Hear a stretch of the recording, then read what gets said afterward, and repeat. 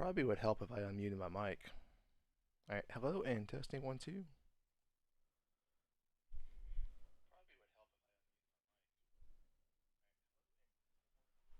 Okay.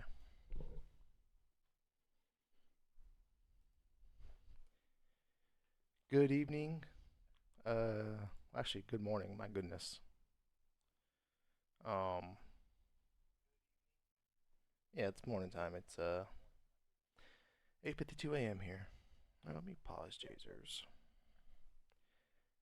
Just trying to line up the video so when they start. But this is a VOD review for my good friend Jazer, and then subsequently my good friend Dwaya. Who's the better friend? Tough to say. They're both top notch.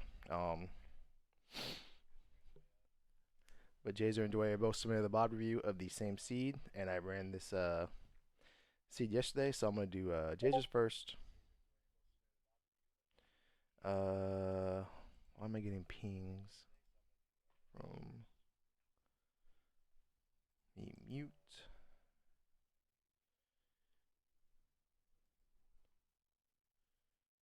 Okay, there we go.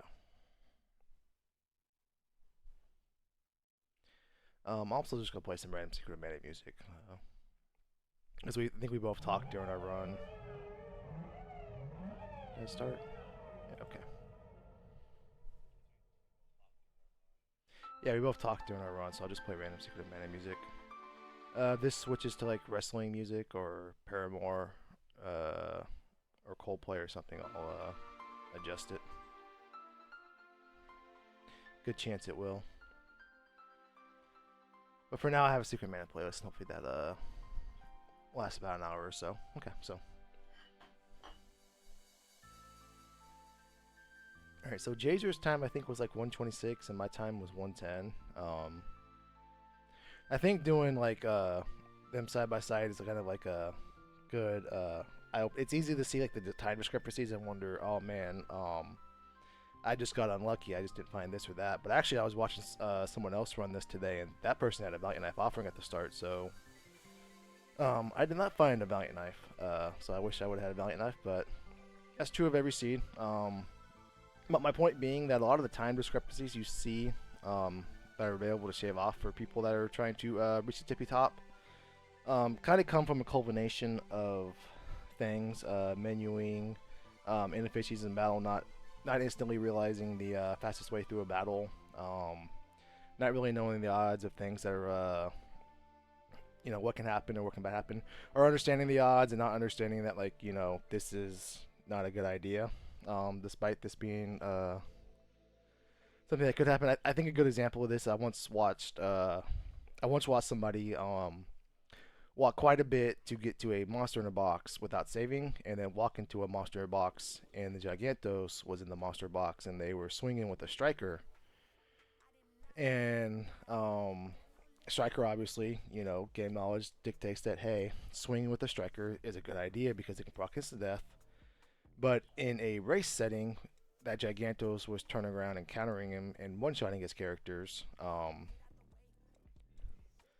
So if you can't survive, the Gigantos punches, you really don't want to, and you hadn't saved in a while, you don't really want to wager risk time loss in a scenario where you're banking on a 25% chance happening. And that's kind of like where competitive gameplay and then World's, competitive racing knowledge and then vanilla Final Fantasy 6 knowledge kind of like, separate.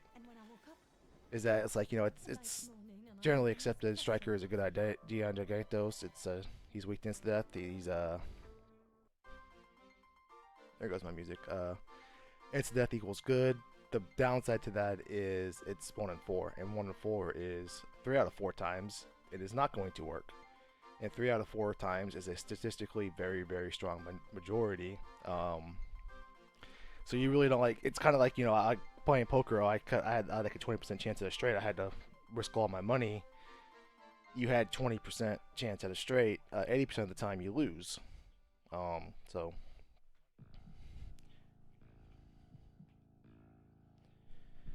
Alright, but enough about that.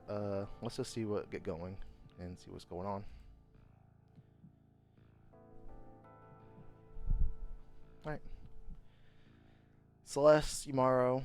I will keep the Umaro favoritism to as minimal as possible, as this is a business trip. This is not a Umaro campaign today. One thing I want to kind of note is look at the time, or on my side, and look where I'm at, and look where Jazer is at.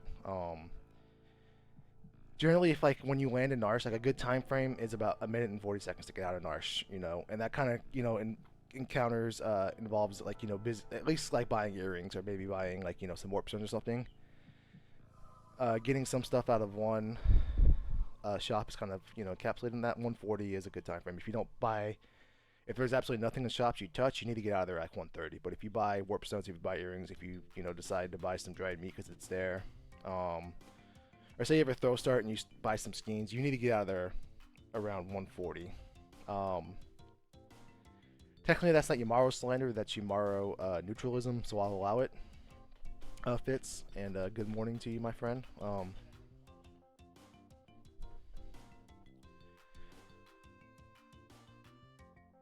Yeah, so on my side, I bought consumables and I'm going to buy earrings, and I'm going to walk out of here around 144, 145, I think. Let's see when Jazer walks out.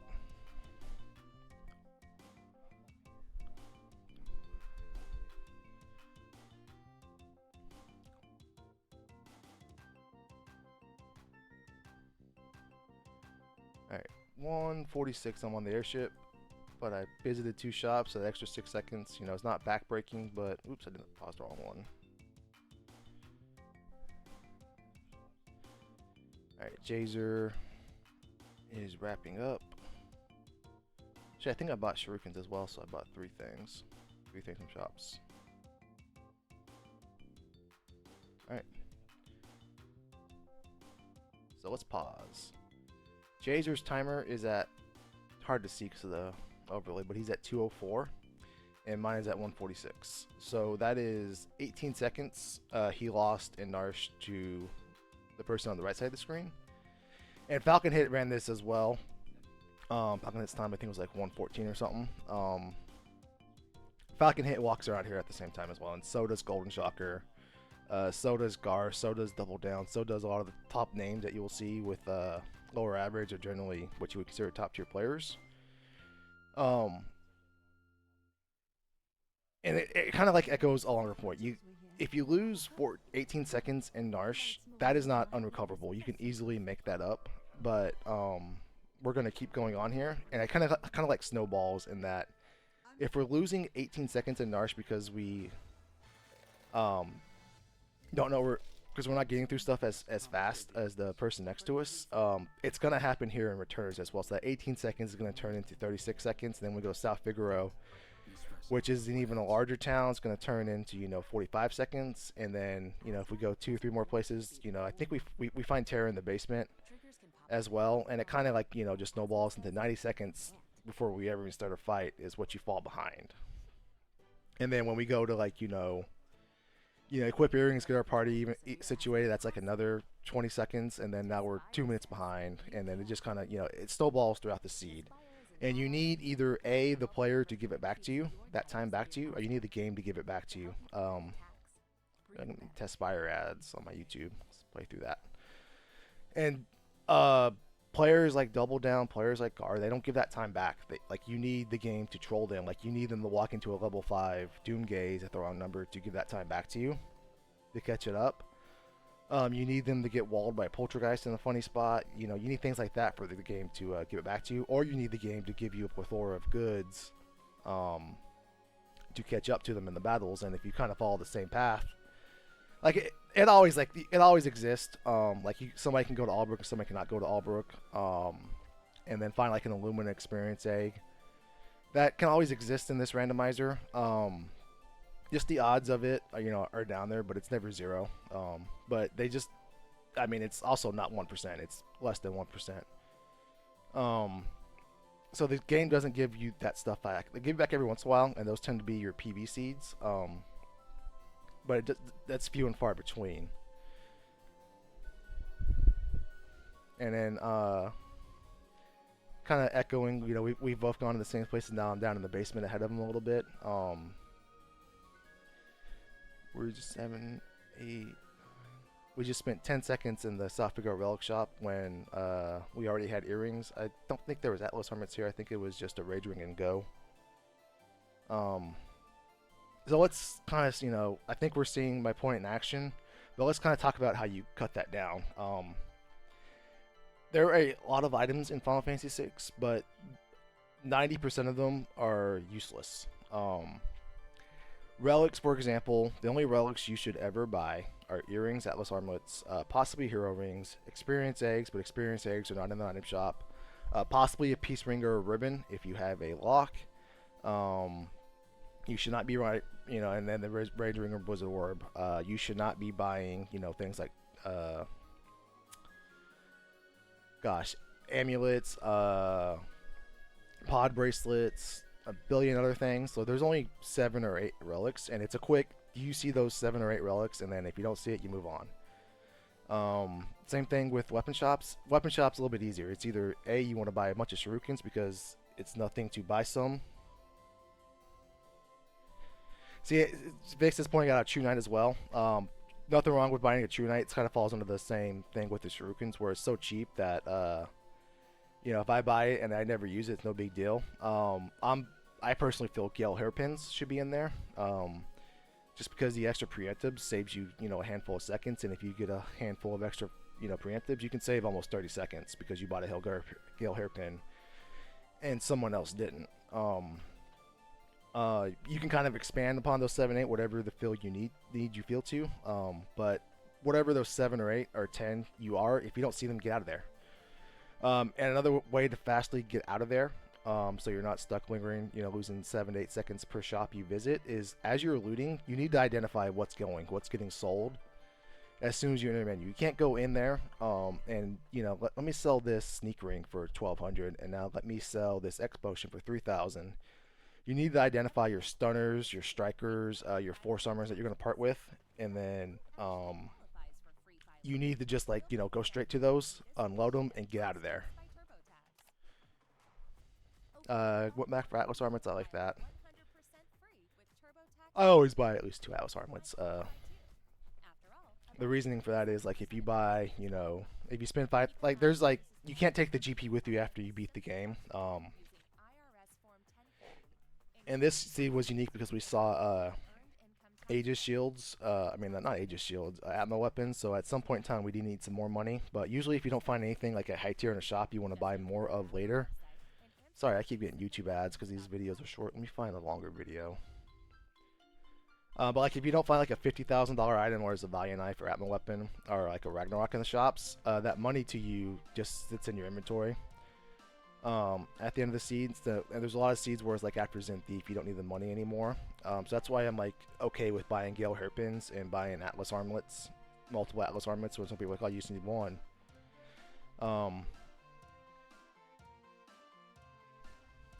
Alright, so Jazer is still in South Figaro, and I have now completed Returners, and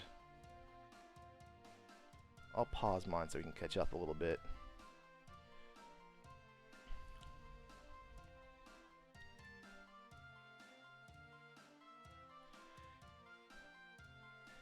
Fitz says, great point, shopping fast involves have thought about what you're doing ahead of time. Yeah, so you do a lot of walking, just in randomizers in general, and that walking makes up a lot of your time. Are we doing the Coliseum play? I like this, I just don't like this yet. The reason being, one, the Coliseum at level 3 is never a good idea.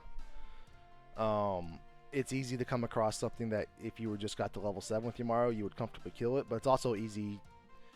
The danger with the Coliseum is that you can either A, die, okay good, we're taking a grand final, or B, you get stuck in a loop to where you can't either A, kill the boss or the monster, or B, the boss can't, or monster can't kill you. So you're just kind of sitting there waiting, and your only option is to reset.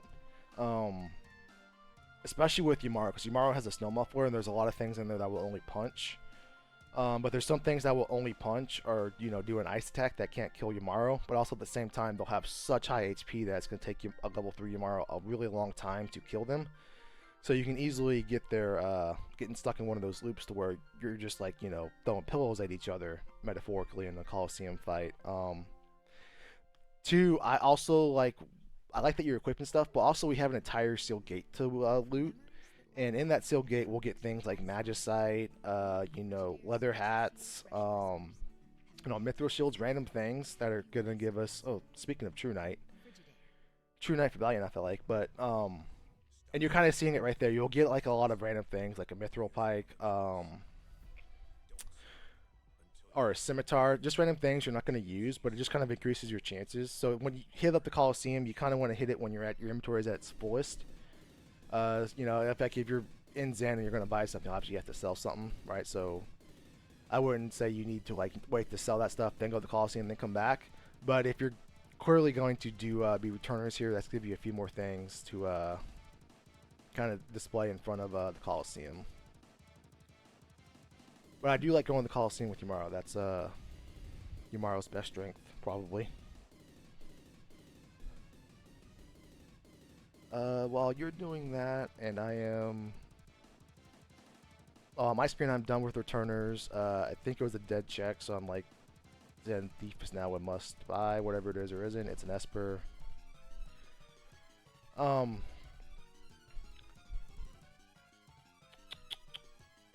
Yeah, this Coliseum fight's gonna take a minute for you. So going back to what you need to like find and not see in shops, weapon shops are easier because it is it's either A, shurikens and they're 2 digits numbers, or everything else is gonna be a big 5-digit number that you wanna mess with. Even things like enhancers technically can easily be over 5 digits. So if you just kind of like in your mind, if you know everything you do or don't want, and can quickly scale for those, and it kind of takes time. I would hone in maybe on one at the start, whether it's a weapon shop, armor shop, or a relic shop, and just like physically write down what you want, almost like a flashcard. Not to have it side by side, but like I feel like if you write down, earrings, Atlas armlets, hero ring, offering, say you want to invest in True Knight, like Fitz mentioned. If you write it down, you kind of visualize it and you kind of put it into motion and you kind of ingrain it in your head. Almost like, going back to why people probably started taking notes at some point in time in history. This seed had a lot of cat heads, by the way.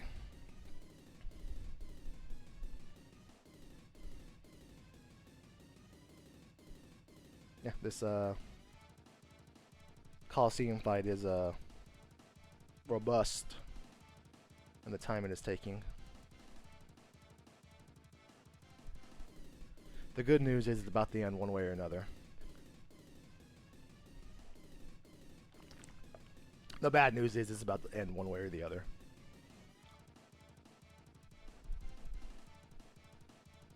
I think, there we go, okay. So the good news, we've got a Valiant Knife. The bad news is it took 2 minutes, so now I'm actually 2 minutes and 45 seconds behind on the timer from the video lining up, but I'm also like a lot farther ahead. Not trying to toot my own horn, but just trying to illustrate examples.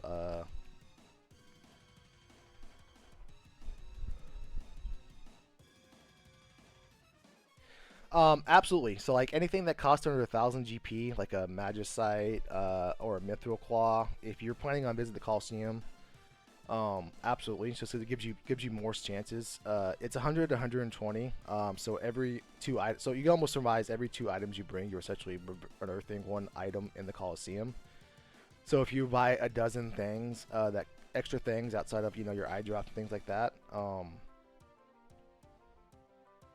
you're essentially giving yourself 6 other stabs, and it only takes 1. It only takes 1 to make the Coliseum worth it to pay off.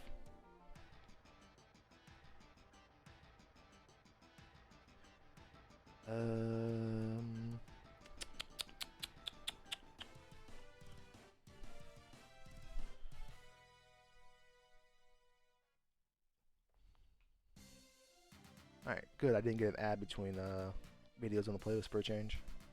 Nice.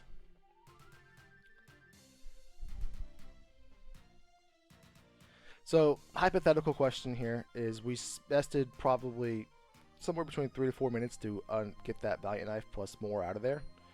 Um, does the Valiant Knife save you 3 to 4 minutes on a seed? The answer is in Ultros League, probably not. And maybe a harder flag set where that Valiant Knife is less likely to stumble across or something else similar. The answer is overwhelmingly yes. The answer in Ultros League is probably not. Going back to Golden Shocker, and Gar and Schwantz, in flag sets that give you a lot of toys, while the Valiant Knife may not be your preference, this throw Terra is more than enough. With Shurikens and Water Edges, if you come across something you can't kill with a Water Edge, you kill it with Shurikens. Plus, there are some Elemental Shields in tow, and then there's a Fire 2 on an Esper. That is more than enough to get, through like halfway through the seed right there. So you don't need the Valiant Knife, and somewhere along the way, you're going to unearth more, whether it's more on an Esper, whether it's Illumina from a dead check, or heaven forbid, an equal Valiant Knife that the seed gives you. That absolutely obliterates any advantage you may have had. So in flag sets like Ultros League, Moogle Cup, Ultima Derby, flag sets that are very giving, you don't need good items. You just need to get going. You just need to keep moving, and you just need to, get moving. Right?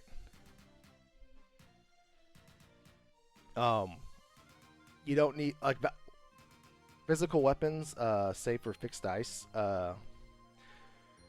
Don't return as much value as magic does in the first half of a seed.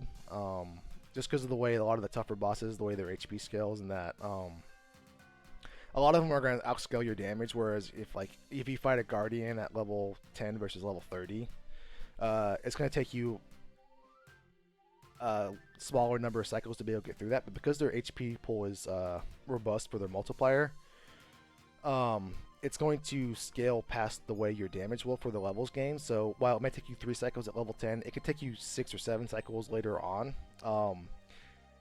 And that's true for a lot of bosses. So magic, just does the job early on, and then later on, that's when physicals come on.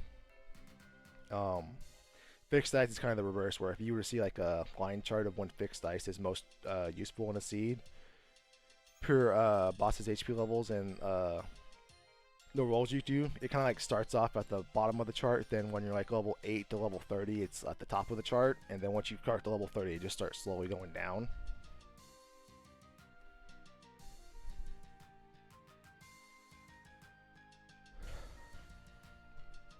Plus, we both know where Atma weapons are for sale, so we have, everybody in the party could wear them, even Strago, and then we found Terror, so we have 4 Atma weapon users that we can pivot to physical offense with later.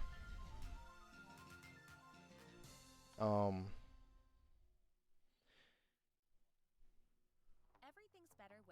am curious to where you go to start this out. I started climbing Mount Narsh, or World of Ruin Narsh, to get that dragon. The biggest wall.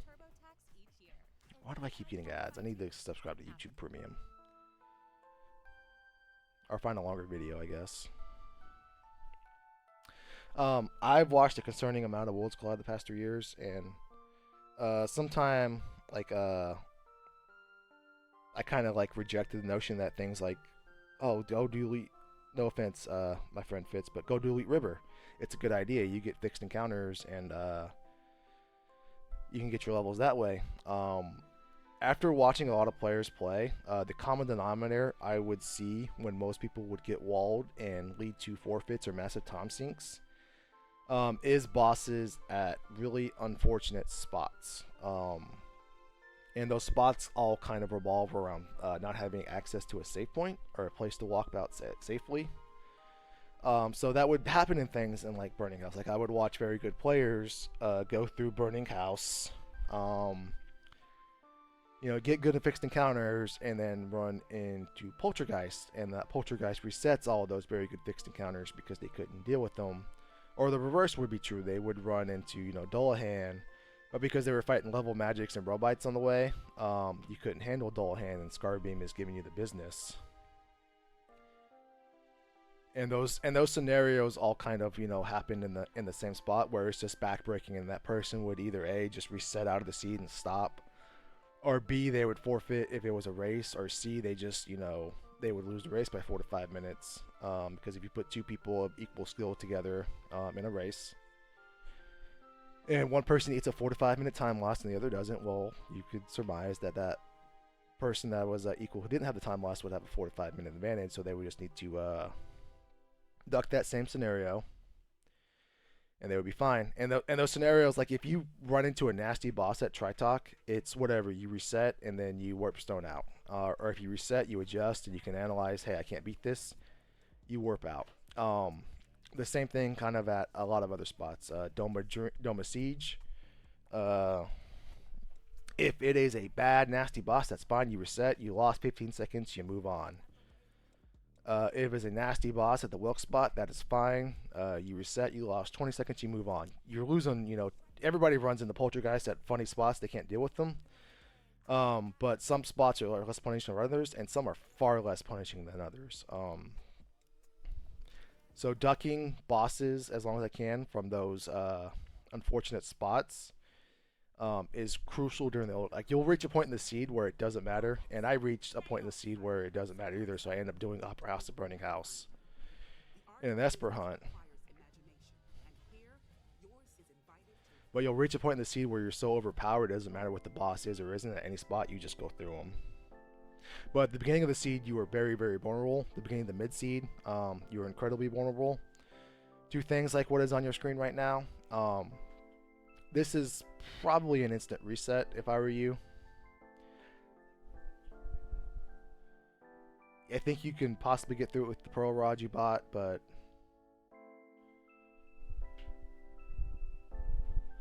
let's see. We started this. I forget I didn't see the time we started this, but let's see. You're 5. See, this Pearl Rod might do it. So maybe this isn't an instant reset. I thought you had more progression than what you did.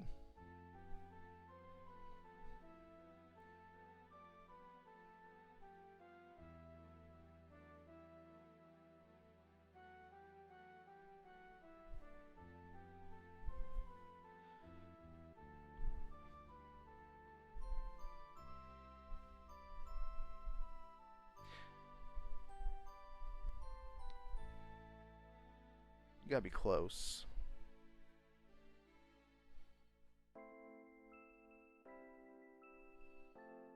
Ooh, and get a red jacket out of this.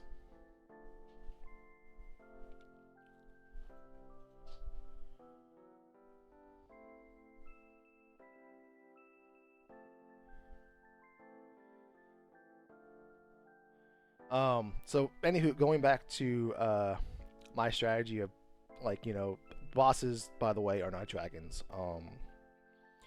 Dragons are just nice level spikes. They give you the wonderful things that will allow you to complete the seed faster. I don't know why when the game was created they decided to give you high tier items for doing dragons, because they were already broken. But you know what? I'm not going to argue with it. Interesting decision on your party formation there. I will not comment on that. But yeah, so like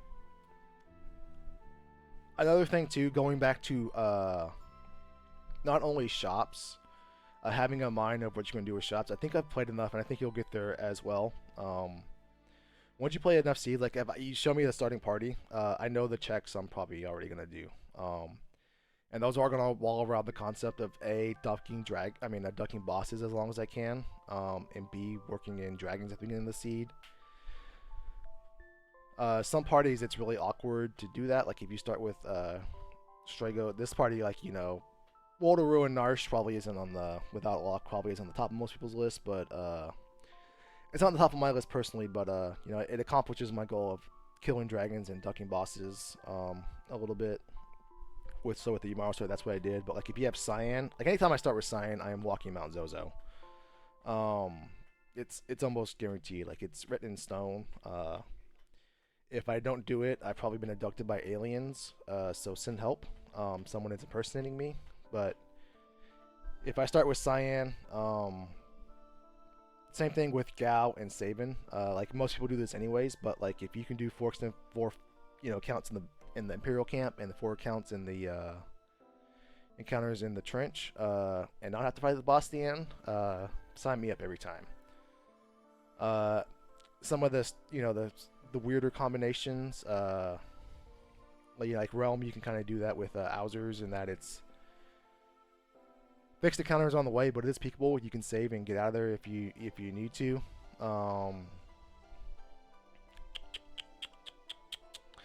Setsu's a little underrated in that you can warp out of Daryl's tomb if you need to, plus it tells you what the reward is. But like Daryl's tomb, Mount Zozo, Imperial Camp, Trench, Owsers, those are kind of all my default openers, because it allows me to duck bosses. Alright. Guess you're looking for more skins here.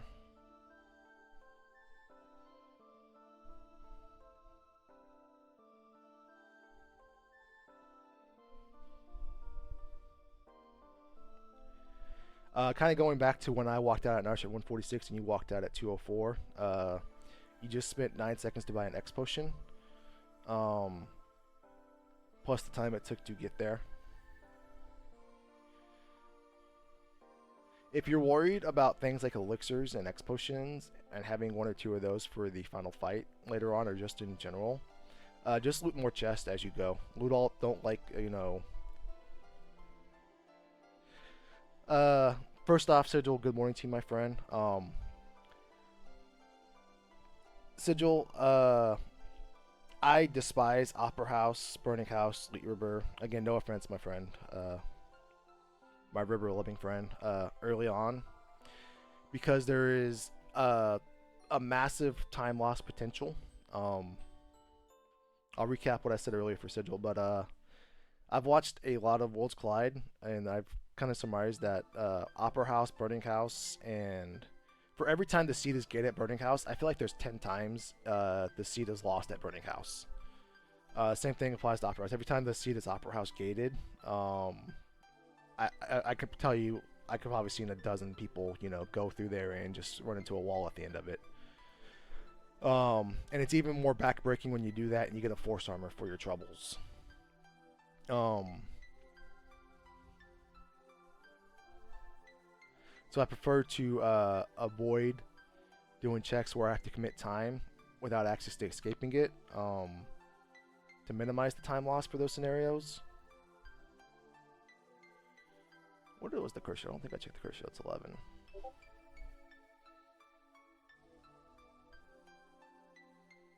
Alright. It feels bad in this one that Locke was at the Welk spot, because now you have to go back, and then if you want the other part of the Welk reward, you have to go back and get that again.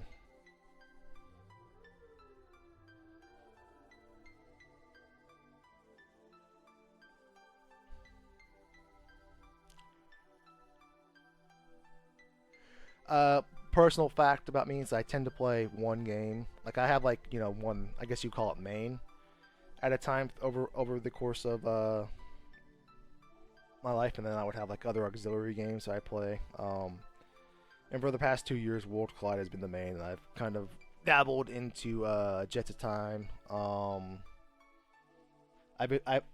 play some single player stuff on my Switch every once in a while. Like I'm halfway through Tears of the Kingdom that I need to revisit. I've beaten Final Fantasy VII Rebirth on my own. I've also been playing some of Marvel Rivals with my friend on the side a little bit, but like I'll read or talk about Marvel Rivals, or I'll like watch a YouTube video out, but I don't like invest much more than that into it. Before Worlds Collide, I was playing a lot of Pokemon Unite, and then before that, it was some PUBG, and then over the years, oh no, not Stone. I don't understand why Stone is a lower level ability, but because it's like incredibly devastating when it comes out. But I played Pokemon Unite for like 2 years, quite a bit. Before that, PUBG for about 2 years, and then I also played Clash of Clans and Clash Royale like 7 or 8 years.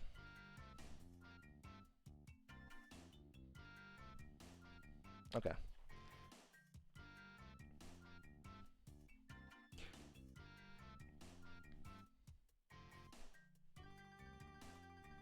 What's so bad, Fitz?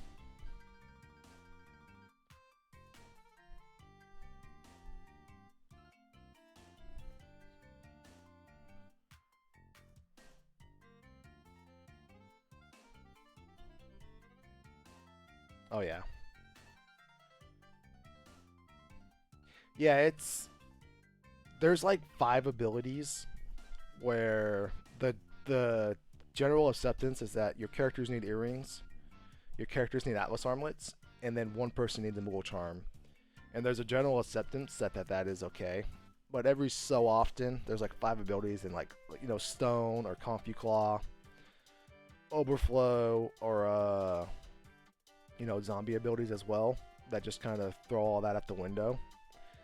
But those are few and far between enough that it's still okay to never worry about throwing on a ribbon. Hey, El Chico went live. Hey, we both follow Chico. Oh no, we don't both follow Chico. That's just my Twitch notification. Here's my account.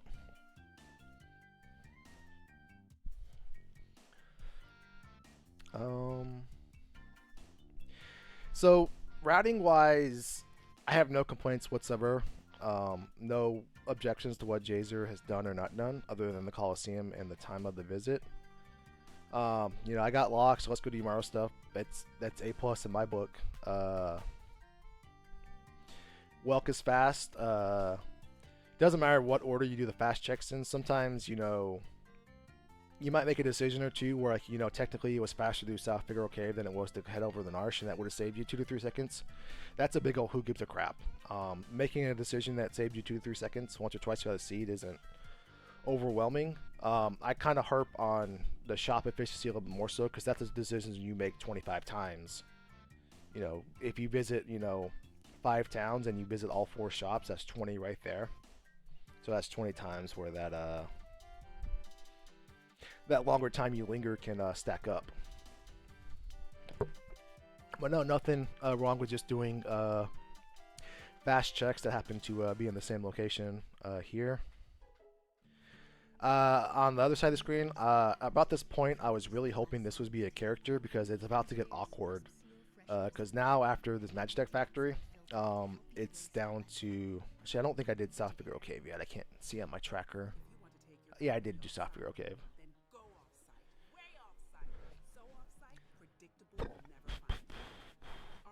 Yeah, because Magitech Factory isn't a character.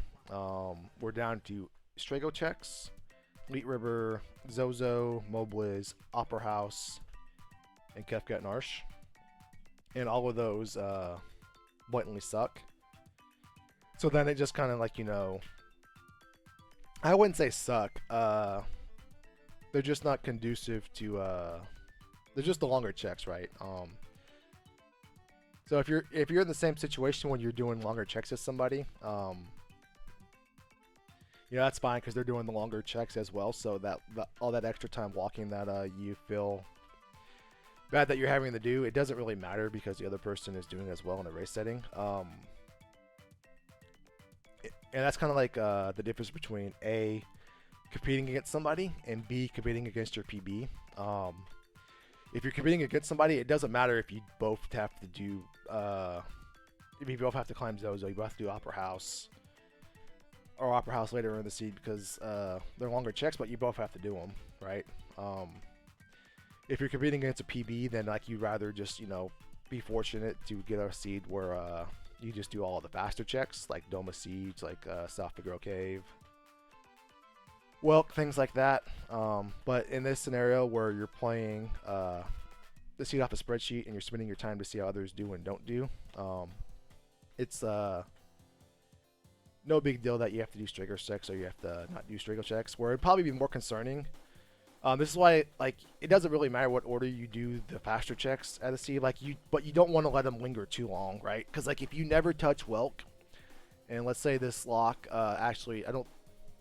South Figure Cave wasn't a character, but let's say this lock is the access to Sabin at South Figure Cave who gates Cyan. If you duck that too long and someone else doesn't, and you start doing longer checks in a race setting that's backbreaking. So if someone's at Doma Siege or South Figure Cave, doesn't matter which one you go to first. No, it's a big old whatever. But if you start ducking your quicker checks too long, don't do that. We're not doing that here. Just trying to point that out.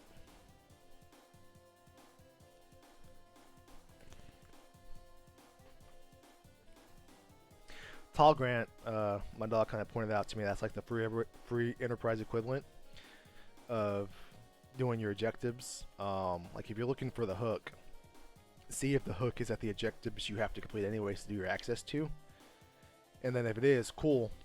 That's fine. But if it isn't, and you don't do your objectives fast, someone else does, and you're running around getting spoons and getting headbands from other things that you didn't have to do, and that someone else goes there, then yeah, you kind of pwned yourself.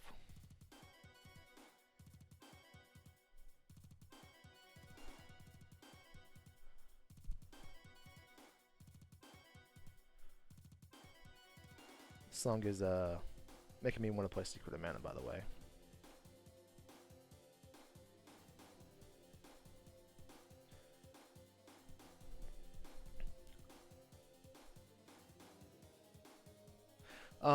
Not entirely positive what we're looking for.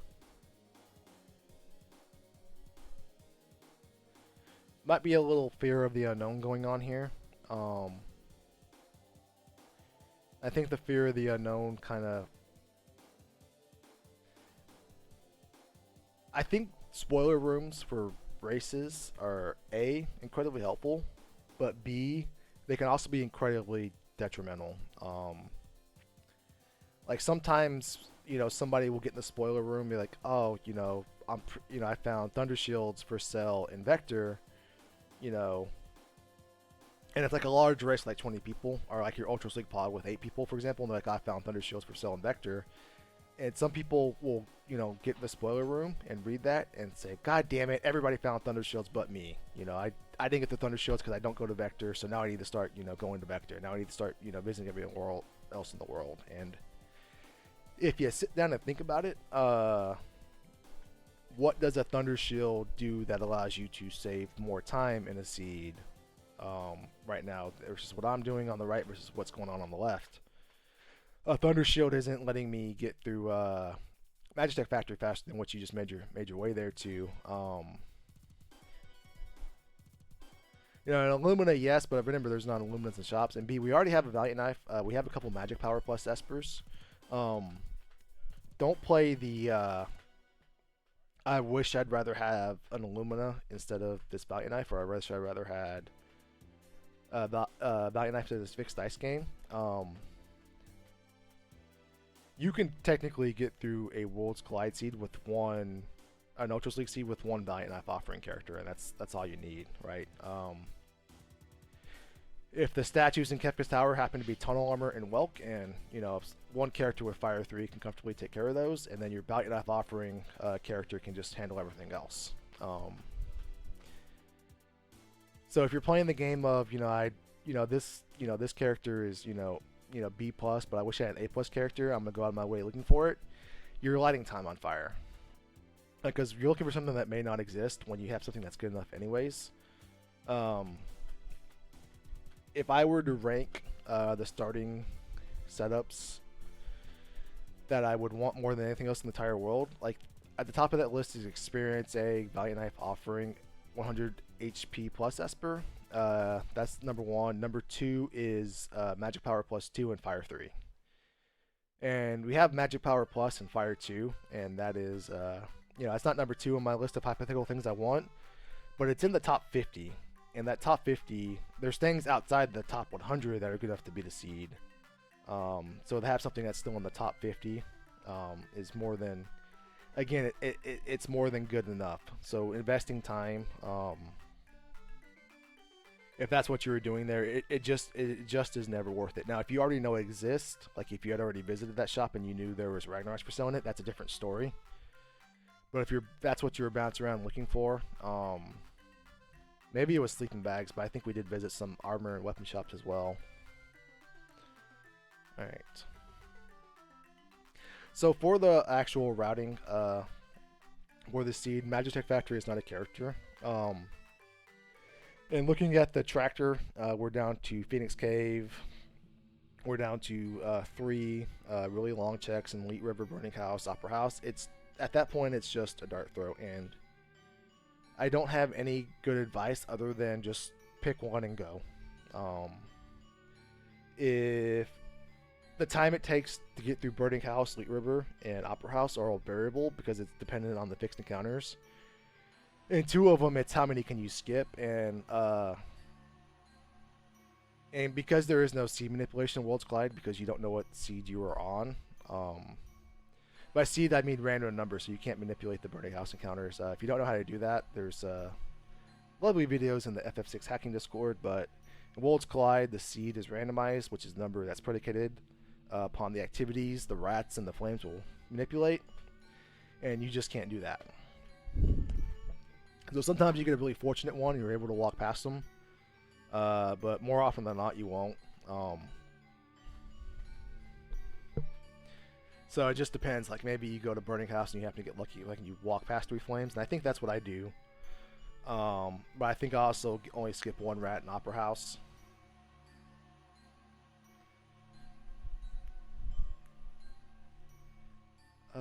I think this is where I want to go do the dragon just to get fire. No, I'd do this. Okay. I think I do this with the intention of doing the Opera Dragon next door so I can get fire 3 on multiple characters, and then getting quick on Locke, who will have some Valiant Knife action later. Not Valiant Knife, Atma Weapon action later.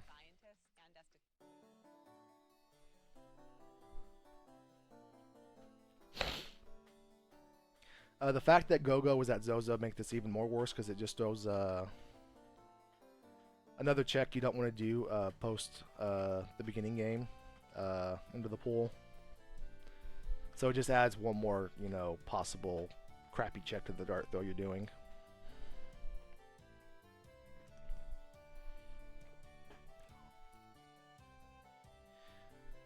Another reason here I'm here also planning to do the Opera Dragon after this. I know that if this isn't a character, like if this isn't Cyan or Zetzer, or gives me access to quick checks to unearth the last few espers I need, I know that I am about to play the guessing game, and I decided to kill the Opera Dragon, A, to learn Fire 3 on a character, and B, to go ahead and push my check count up, because I'm probably going to guess wrong on a few of these, and end up at check skip anyway, so I figure I might as well get my Fire 3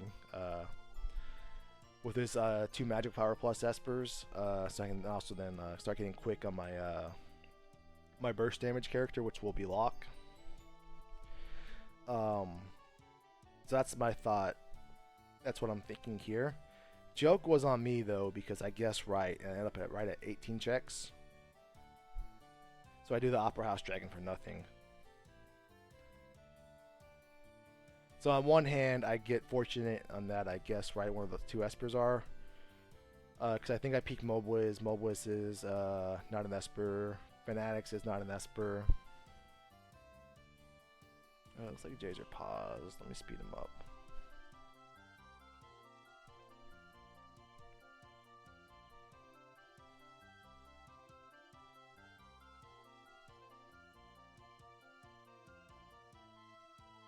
There we go, he's going again. Okay.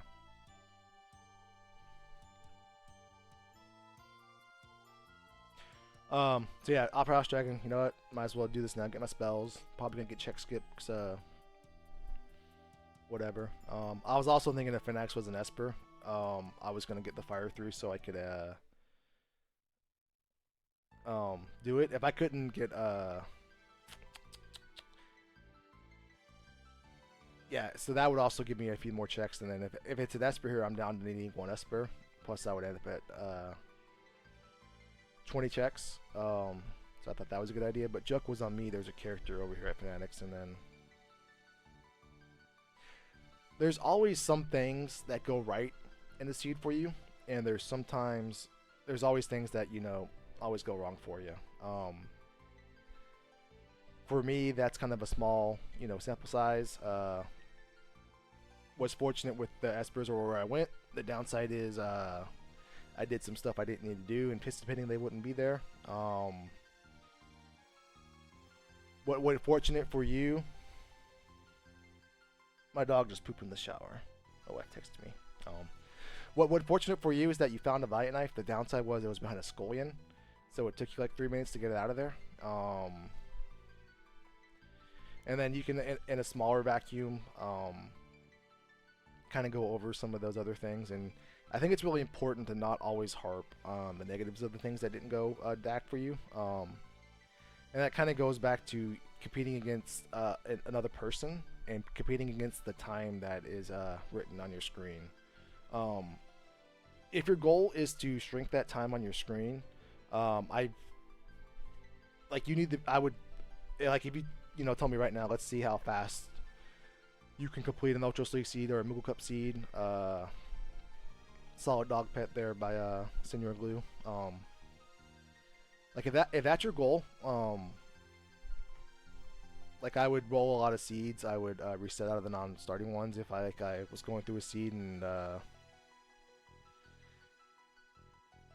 if there was any type of negative things that were not my way, let's say you start with a Celeste and you go do the basement and it's a cat hood, then you go to Magitech 1 and 2 and you get a Dragon Horn and the Force Armor. There's no point in continuing that seed because you're probably not going to lower that number. You're not going to lower your PB just because the seed didn't give it to you. But if your goal is to play against someone else and see who compete their seed a little bit faster, it's also to understand that, hey, that other person also got a cat hood and the Force Armor and got trolled a little bit with this amazing start. How do I rebound? How do I cover? How do I get through fights faster? How do I get through the seed faster than they do versus what's humanly possible for me?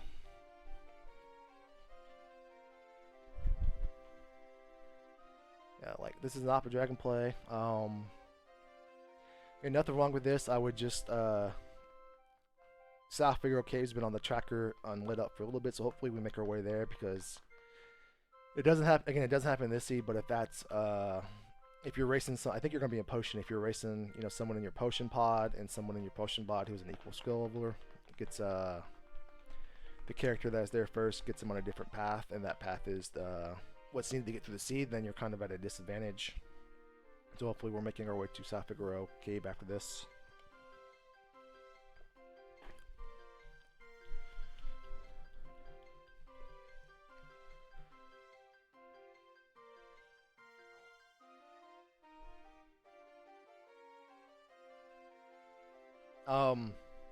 I haven't been paying a lot of attention to your battles, but I think I'm going to start doing that now. Another thing that kind of, separates a lot of people is there's a lot of moving variables to this, but as soon as you see the text or the sprite on your screen of what the fight is, eventually you want to get to a point to where you can immediately say, my fastest way through this fight is these characters are completing these actions in this order, and this character is not acting. You're at the point in the seed where you're not liable to be under threat by anything, and that kind of happens in every Ultros League seed. Sometimes it happens in the first 10 minutes. Sometimes it takes 30 to 40 minutes to get there, but it always happens. And your party isn't at risk until you get to the Capture Towers again. You're at that point here. So save for level 5 Doom and a few other trolley scenarios, you should like when you see Ifrit, when you see Guardian pop up on your screen, you should immediately be pivoting to not can I beat them, what is the fastest way through this. And that's going to be requiring knowledge of all the variables you have available to you. One of which is probably going to be we don't have Bolt 3 on any Esper lane around because I'm playing the same seed as you, and I actually remember it because it happened yesterday. So you know you have. So like somebody shouldn't be casting Fire 2 for 800 damage in a Guardian fight here. They should be throwing Water Edges for 4,000 damage. It should be your offering Valiant Knife Swinger, and then that's it. Like that's all we should be doing. We should, you know, here's the fight. What do I in it? You know, what do I have? What elements do I have that it's weak to? Those characters need to act. I haven't been paying attention to who you put your magic power plus episodes on because there's been quite a bit. I think you have 2 of them.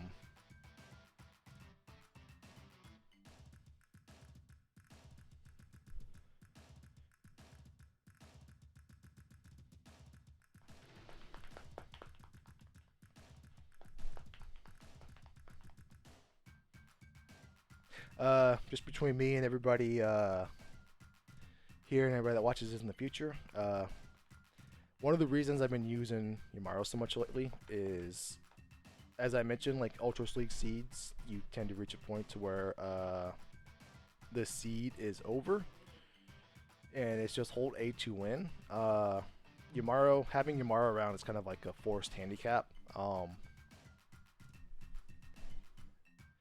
And that if I can, so my thinking is if I can give myself a slight handicap and have this character that can cause you know, the final fight to go sideways or some other scenarios, and it's almost like a training weight in that if I can produce solid times against my competitors with Umaro, they're kind of boned when I don't have them, right?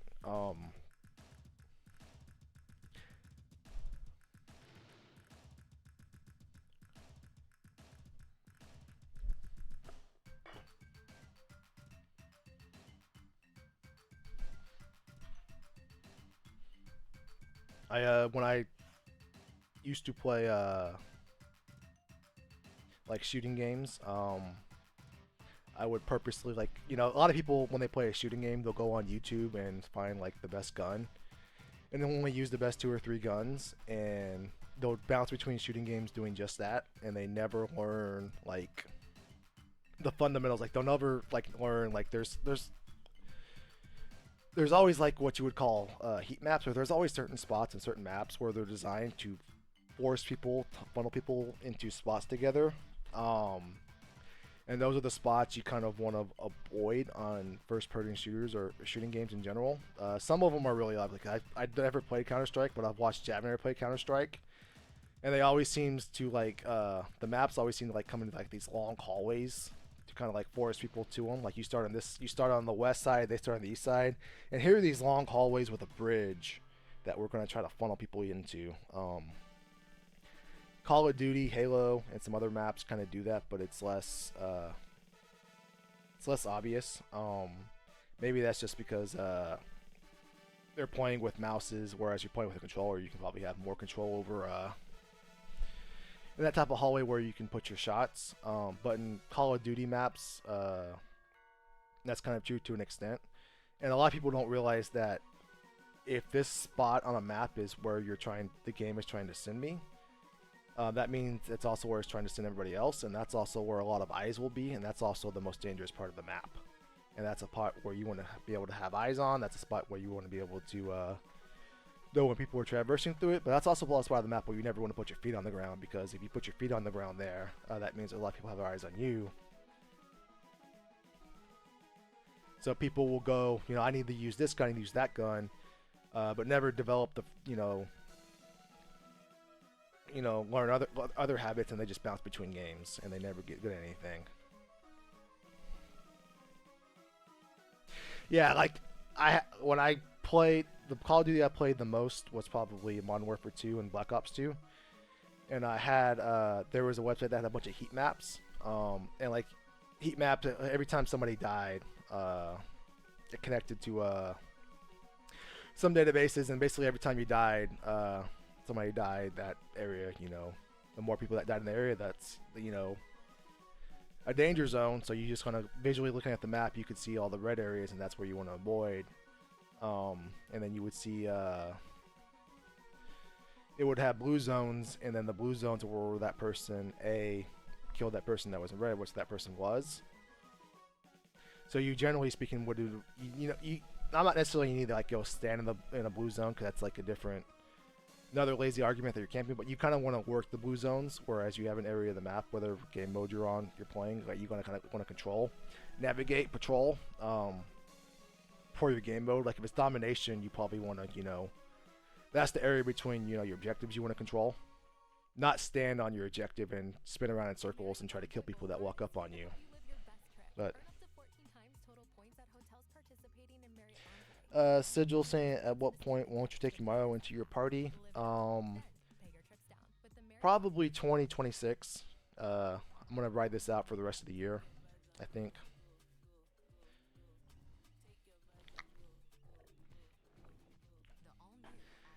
Jays are going to Phoenix Cave. My only complaint, my only thing I want to point out is not doing the soft hero cave before doing that.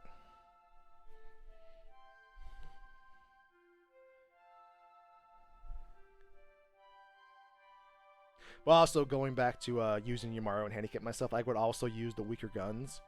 Like if I can play someone, if I can find a group of people and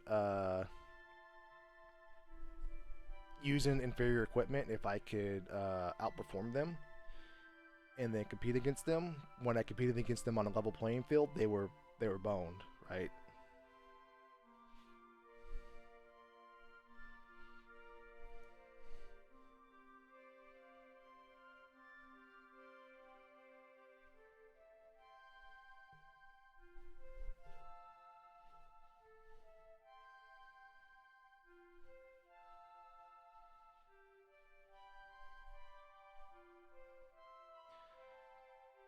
This dragon right here is, I think in my stream I called it Umaro tax, because I went 2 for 2 on the last 2 espers. I never learned quick unlock, and quick was going to be really valuable for tier 3, because I knew like the fire throughs from Celeste and Terror were going to do like 7,000-8,000 damage. But I just needed another way to break the damage cap so I could quick and avoid Umaro doing anything I didn't want to happen. I do think having Umaro in your party is a really amazing way to learn how the final fight works, where you're at in scripts, and how you could navigate through it and avoid a lot of the pitfalls.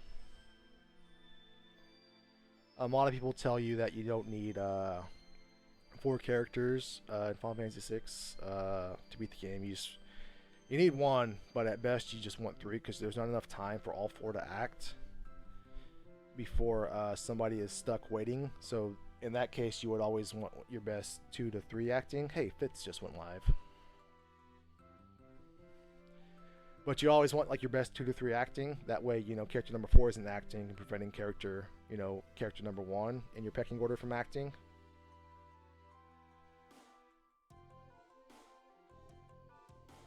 But yeah, so we're gonna get Gogo from this. Yeah,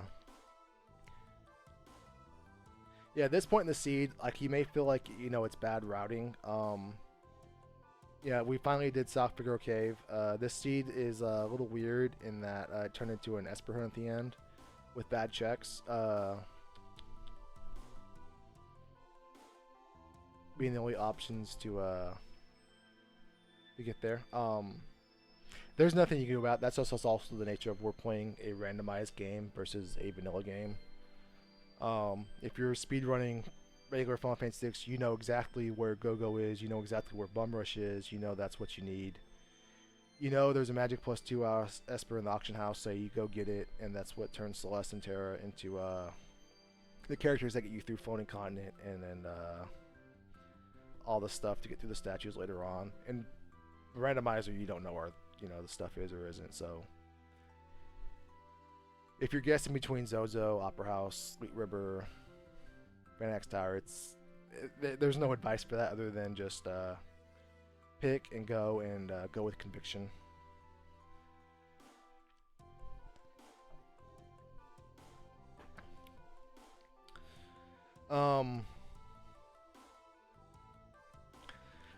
Going to my side of the screen, Terra was fine because she could either A, blast stuff with Fire 2 with her 80 magic power, or B, she could throw stuff. Offering Atma Weapon on lock is good for the middle lanes. For Celeste's side, it was if I couldn't blast it with Fire 3, I was going to switch the offering Atma Weapon over to her side. So a little underrated detail is that when you have defense ignoring damage like Atma Weapons, Valiant Knives, and Fixed Dice, it is really crucial to know who can wear them for a Kickfist Tower. So if you have a character with like Ice 3, like Ice 3 is cool, but if you run into Doom, you are kind of SOL with Ice 3. But if that character can also wear a Fixed Dice, an offering that someone else, like maybe the Fixed Dice is just sitting in your inventory and the offering is over with a Valiant Knife user, you need to be aware that that person can wear the Fixed Dice offering that you have sitting around for that exact scenario, that you can prevent those walls, because a lot of people will reset out of towers. I can't beat this Doom. The God unfortunate. You didn't get an unfortunate. You just had a solution. It wasn't the solution you wanted, but it was a solution. Like you can eventually beat Doom with Fixed Dice offering. You can't beat Doom with Dice 3. And you're about to see why I mentioned Doom as an example here. Fire. If this was Poltergeist, obviously I can't Fire 3, so I gotta throw. But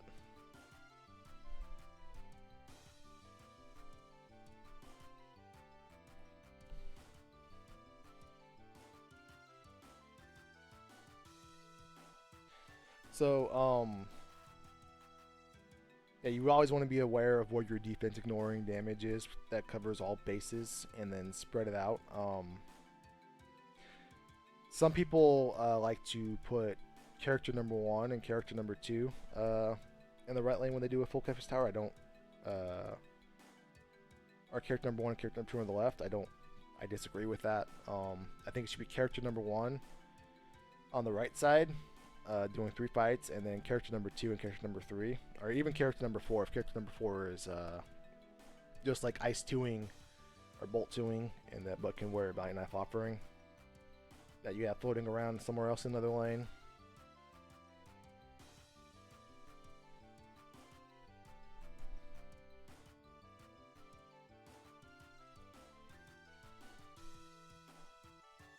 Okay.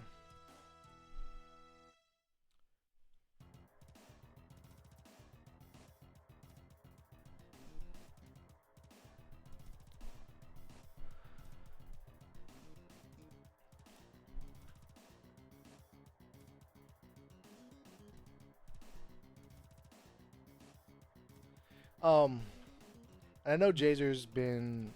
I think he joined the Discord in August. I think I checked that before I started, but Jazer's been in some of my streams talking about Free Enterprise. So obviously they have a robust RPG background. Me personally, I played Final Fantasy VI since 1995 before I joined this community. I would always watch Poexel at Games Done Quick, and I always thought, oh, that's cool, I wish I could do that. And then sometimes towards the tail end of the COVID lockdown stuff, I discovered Free Enterprise and Worlds Collide. I started watching it, and I was like, oh man, that's cool, I wish I could do that. And I slowly started, at the time I was finishing school, starting a new job, and playing other games, so I slowly started playing with it. Like I would give myself, a bunch of crystal swords, a bunch of Illuminas, and try to learn the game.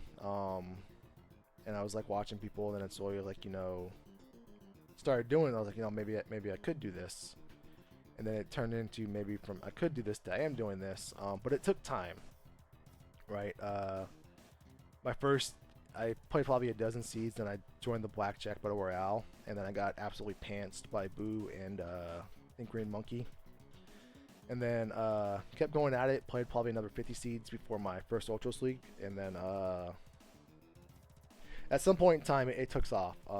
It took off on me. Like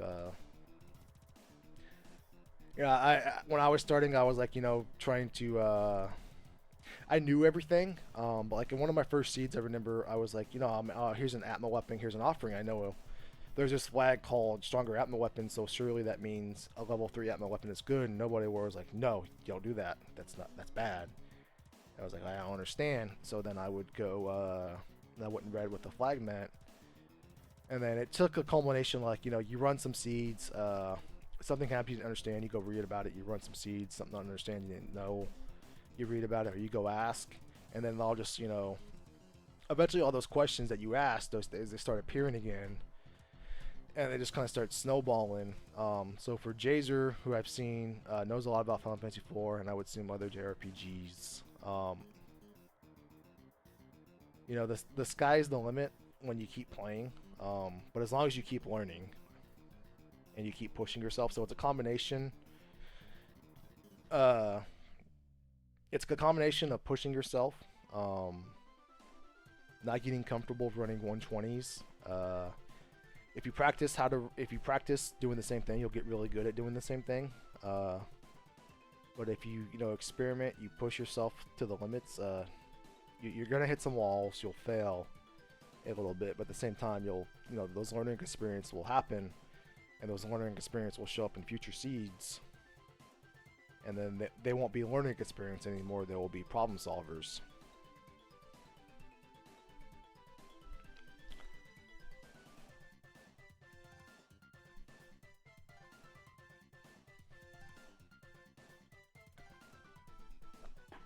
This is the best song in Secret of Mana, in my opinion.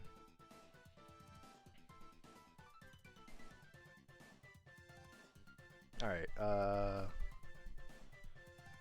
so going back to the sides time by the side by sides, you're at 7 and 8 having in the tower. It started with 16 seconds to Narsh, but it's also if you look at our trackers, they're very similar. The big difference is you've done Phoenix Cave, and I did Opera House. And that was an Esper, but it was also character for you, but that gal also led to another Esper. So you could say in a vacuum, that was 4 minutes longer spent than what you did there than what I did. But the other, 16 minutes and what our tiny difference is comes from everything else. That 16 seconds or 18 seconds that started as the Scorpion Arch just kind of, snowballed elsewhere. And that's what makes up the vacuum of our time difference. Some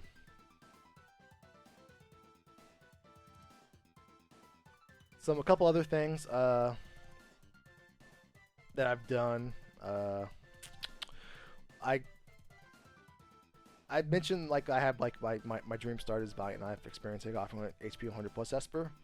I also kind of like internally like have a stupid freeze here. I also like internally have like a preference, I guess I would say. Like Fire 3 I consider the best spell in the game. Maybe some people agree, disagree, but like I'd rather have a Fire 3 spell over Ice 3, Bolt 3, or Ultima. And then the same thing is true kind of like weapons. I'd rather start off with the Valiant Knife offering, and then maybe after that it's like a Genji Glove Atma weapon. Then maybe Illumina Gauntlets up there. But that's what I'm looking for builds. So I think you're going back here for yeah, get check skip, okay. But that's what I'm looking for as far as builds and kind of prioritize to let me know what will get me through fights faster. And while Valiant Knife offering characters are fun, there is something to always be said for targetable offense. And that's always most noticeable, most glaring on Tier 1 and Tier 2 of Final Kefka. Um,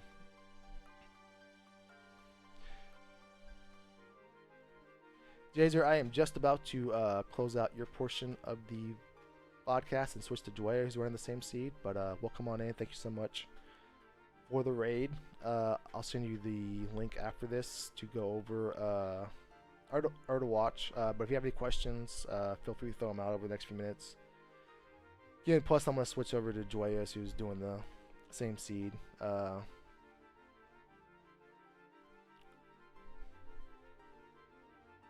But the too long didn't read. A lot of the time losses, the difference between your time and my time and Falcon Hits, who have run the same seed, I would chalk up to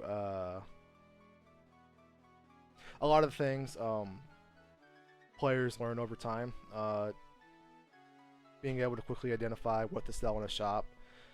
Knowing when you have enough to beat the seed versus playing wishing what you had instead. Because there was a little bit of time where you were doing some shop bounce, so I wasn't sure what was going on, but I assume that's what it was. Yeah.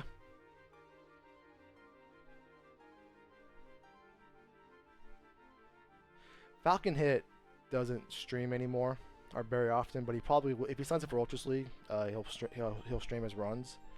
I strongly suggest watching him because he is a robot. Like he clearly before he ever does anything, it's almost like it's preordained. Like he will go straight to sleeping bag on Celeste, who happens to be his magic user, and get out, and it's so incredibly efficient that it's inspiring. And then he doesn't go out of his way to answer questions, and that makes himself available. He's honestly, but that's not a fair judgment of there's nothing I've personally ever asked him when I was learning a question that he didn't have an answer for or would go out of his way for. And he's not very social in the Discord, but that's totally an opposite perception of him, an actual person. He is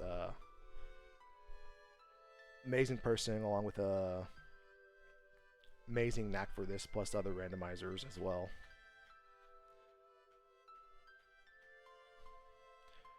Alright, I'm going to switch over now. There's not much to say about the final fight, and what you do and don't do in the tower. Sometimes the tower just gets chalked up to, sometimes you put someone in the wrong lane. I do want to say, I thought about this the other day, when I was watching the Poltergeist Fury Seed we did last, actually I thought about it last night, of when to do a 3-person Kefka's Tower walk. If you give enough to beat the final boss, you should not be doing double walking the tower. Doesn't apply here. I'm just a general statement. It's when you don't have enough to beat the boss and you need the levels for those characters. That's when you need to be walking the tower twice. If you are walking the tower twice when you have enough to beat the boss, beat Final Kefka, and your warrior is, oh well, what if I run into a boss that can get wall, so I'll walk the tower twice. My counter to that is, what if you walk into a boss that's tunnel armor and you don't have to walk the tower twice? Right? Well, what if that boss is Poltergeist and I gotta walk the tower twice? Well, if you're gonna walk the middle lane twice and you already have enough to beat the game, you don't need the level, so you might as well guess it, you might as well wing it and hope that you get a tunnel armor versus a Poltergeist, then you didn't have to walk the tower twice. But if you get a Poltergeist, that's fine. You just walk the tower twice, what you're going to do anyways. I thought about the other day. There was some discussion about tower walking and when to do it from some people. But yeah. That is that. Let's see what Dwayne's got going on.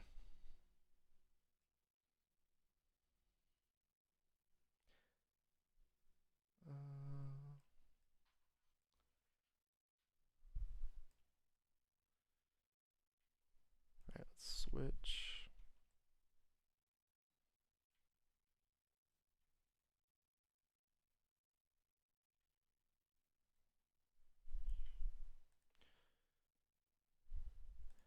Actually, I'm going to go to the restroom. I'll be right back.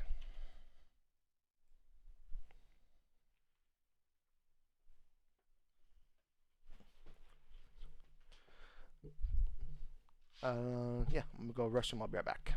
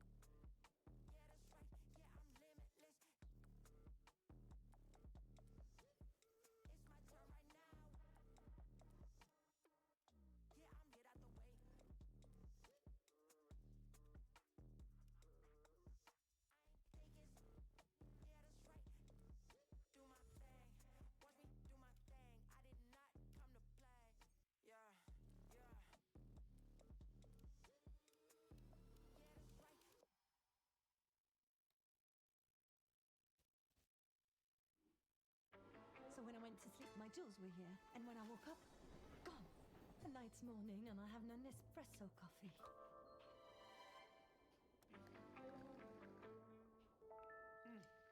Unforgettable.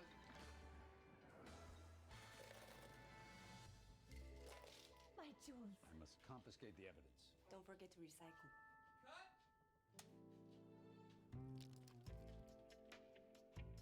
Espresso. What else?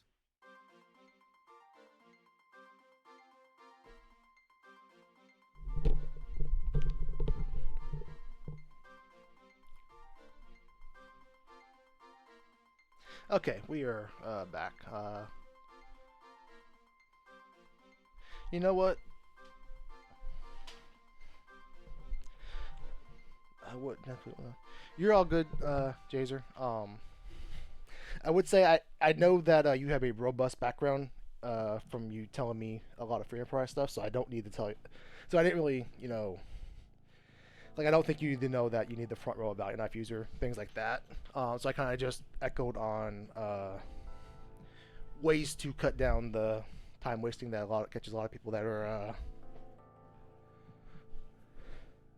trying to race and cut down their times. And there's nothing wrong if your goal. Ooh, gotta feed animals. I'll be here to watch. There's nothing wrong with like if your goal is to PB hunt. I think it's really cool to sometimes say or to see what is humanly possible to complete, an Ultros League or a Mookup Seed or whatever it may or not be. But it's also important to understand that there should be two different approaches to if your goal is to do that, or if your goal is to beat the person that you're racing, or group pod that you're racing for your Ultros League group.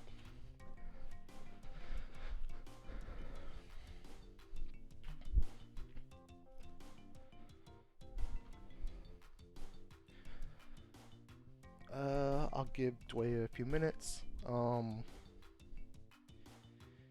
It is cold outside today in Houston, the Houston area. It's like 45 degrees and 45 degrees here, and it's like tornadoes everywhere else and flooding everywhere else in the country. It's crazy times out there. Yeah, let me try to line up the videos.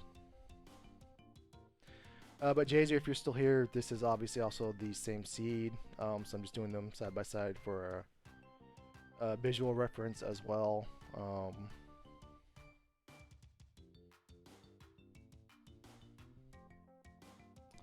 I wasn't gonna do any more of these Ultra Sleek seeds. I was gonna do some free enterprise over the next few days, excuse me. But for y'all, my friends, I will dust off the old FF6 ROM.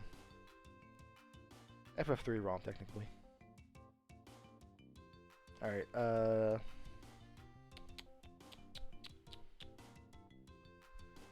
so Dwayne, I don't know if you talked during your stream or not, but I talked during mine, so I'm just playing random Secret of Mana music. There will probably be a bunch of ads because I'm playing it from YouTube.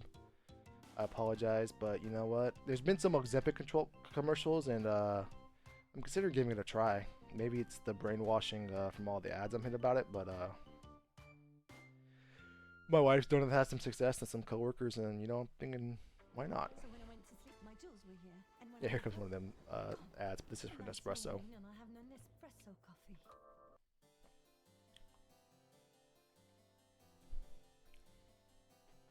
coffee. Joy, if there's anything in specific you wanted me to talk about or do, if you had questions, feel free to throw them out. I can hone in on that.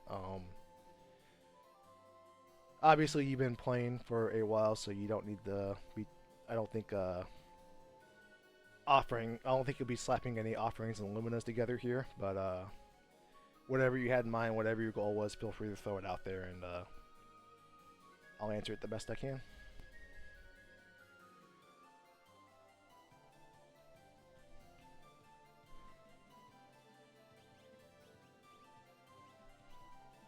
Alright, we are underway. Beautiful starting party, but again, this stream will remain neutral on character preferences, so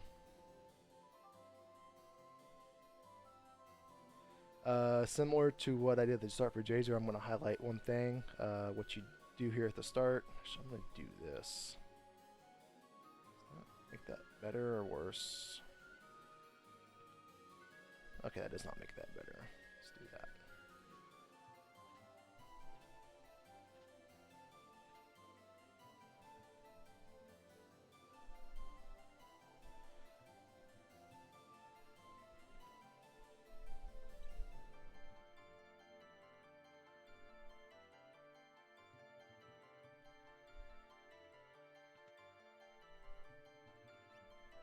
Visiting an item shop, you love to see it. I've heard items are good things and good things to have. Your timer says 112, so let's do this on 112. Alright, so the timer on the overlay will just be your timer. Ooh, going up to peek what's going on at the Umaro situation. I like that.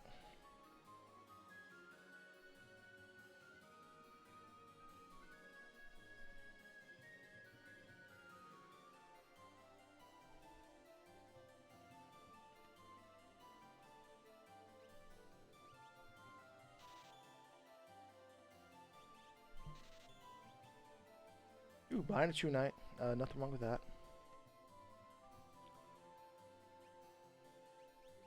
So I walked out of Narsh at 146. You're going to walk out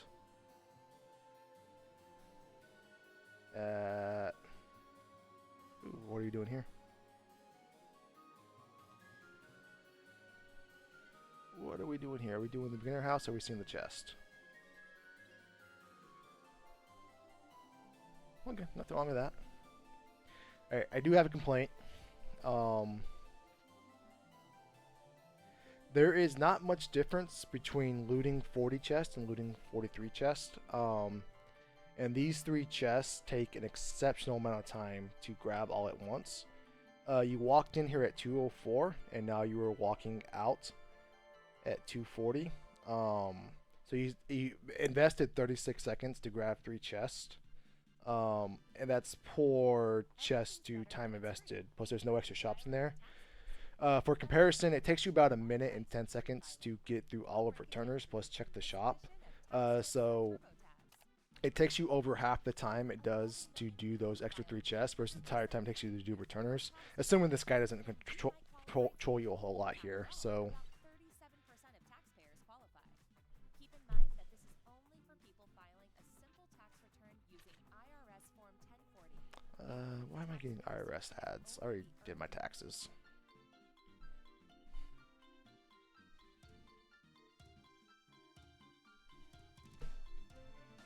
And just kind of look at the right side of your screen, and looking at the left side of your screen.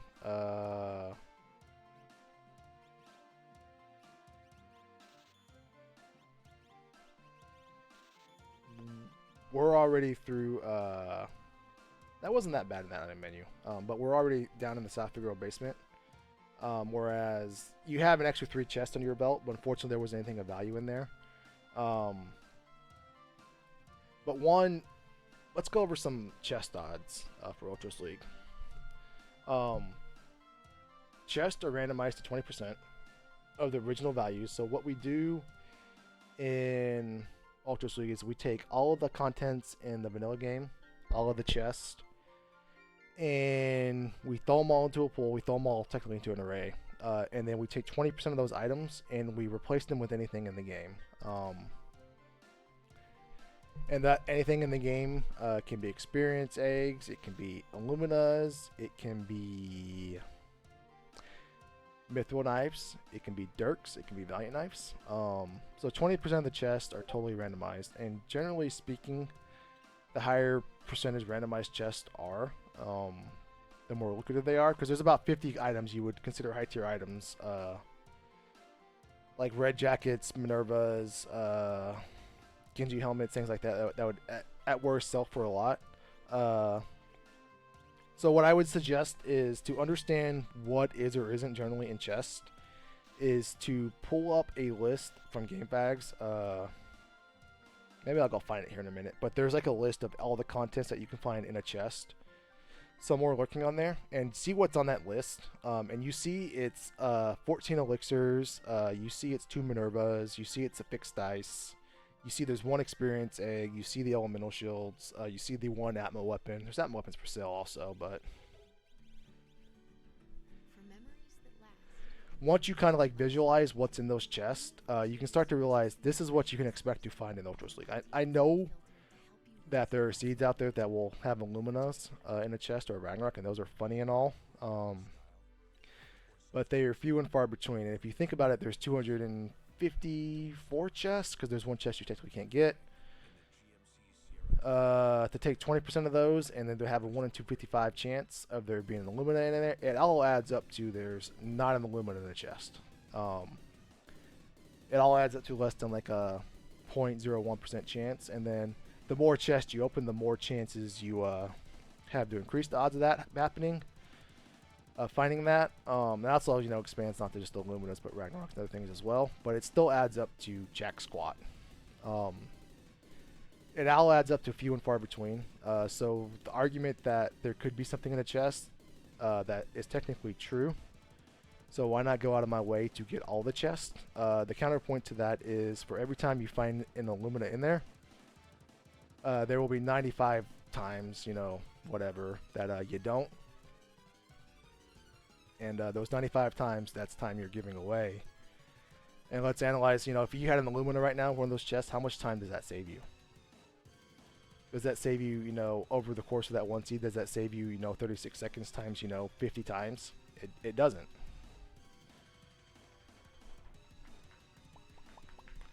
So I have no problem with grabbing chest, and even later in the seed when you have power overwhelming, I never have complaints about grabbing chest. Never have discourage it. I do discourage it when they're the out of the way chest, like the chest on the way to Magitech Factory.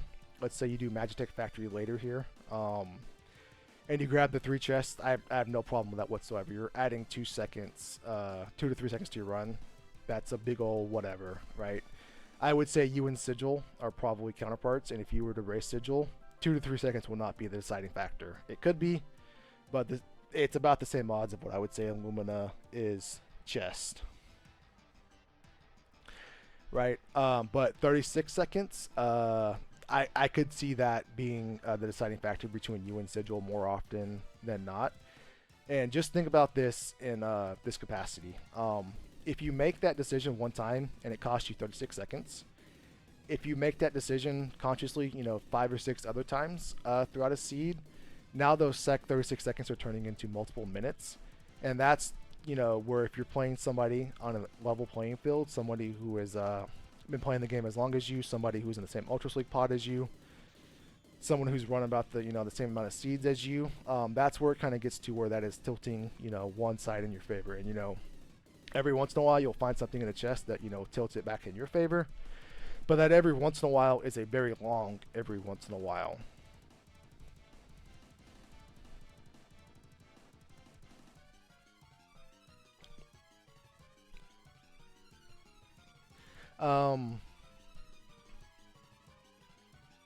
Nothing wrong with this. We did accidentally optimize as like a blessing and a curse. Like the optimization there, put your pearl rod on your terror. So if you don't catch that, it's kind of hard to it can really go looking for it, then you forget it's there, then it's outside, out of mind. So later on in the seed, usually the longer the seed goes, the more familiar you are with what you have. So if you find let's say you get a vanilla, let's say the Zen Thief gives you not an Atmo, but a Valiant Knife, and then you're kind of okay, yeah, I have a Valiant Knife because I swung it 5 times now in 5 different bites, so it's ingrained in your mind. Because at the beginning of the seed, it's really easy to optimize and to slap like a Crystal Sword there instead, then it's out of sight, out of mind. And Valiant Knife is kind of like the extreme example because it's an S tier item, but something like a rod, it's real easy to forget that it's there. So I would say my reaction to that is when you your first equipment pulls or 2, that's when you're trying to gauge what you do and don't have. That's probably the one time you want to go in there and equip everything individually.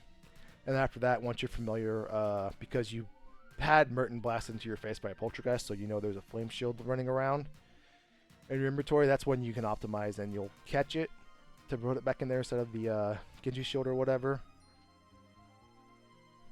But early on when you hit optimize, it's really easy to miss things like that.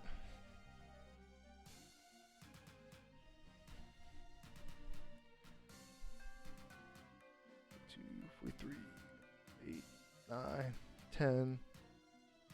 10 seconds to get back to the same tile to grab that one chest. So in itself, that one chest that took 10 seconds is not backbreaking, but if we were to add it onto the critique from earlier, that's 46 now for 4 chests. I do like this though. I like this a lot. I think this switch is underutilized. It's a shame it's these fellas. These are annoying at low levels.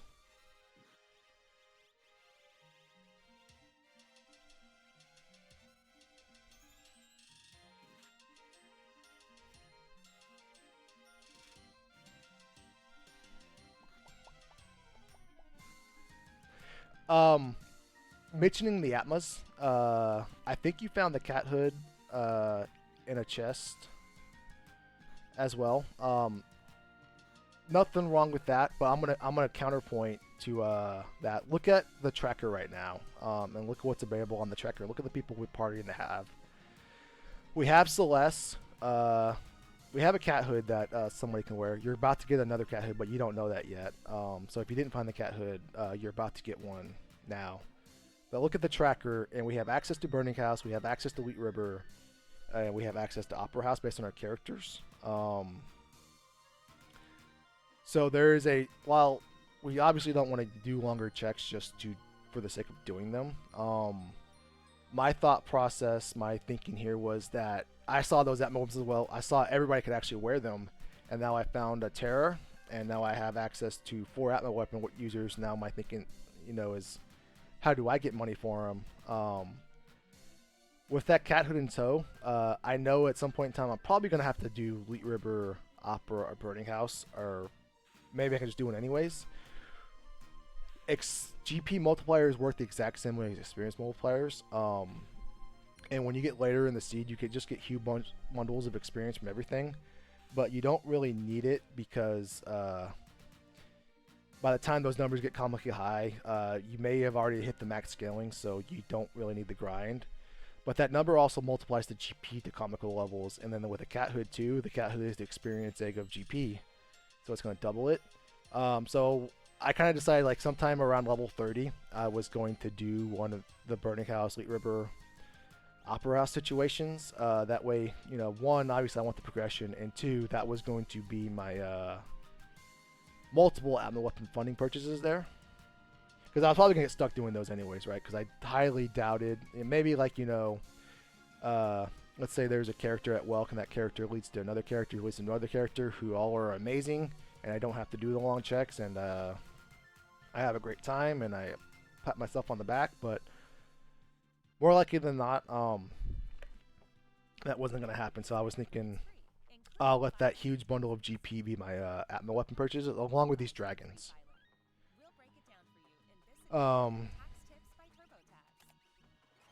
Dragons, obviously they, in Ultros League, the item pool was 19 items. About 12 of those are fantastic. About 8 of those are whatever. If you don't have a use for them, you can sell them. Plus, they drop their vanilla drops, which are Force Shields, Force Armors, Muscle Belts, Crystal Orbs, Scimitars, Magus Rod, Pearl Lance, which all sell for a lot. So yes, you could get some money, and I'm not like I like that you're doing those earlier rather than later. If you were doing those 30 minutes from now, I'd have more concerns about it.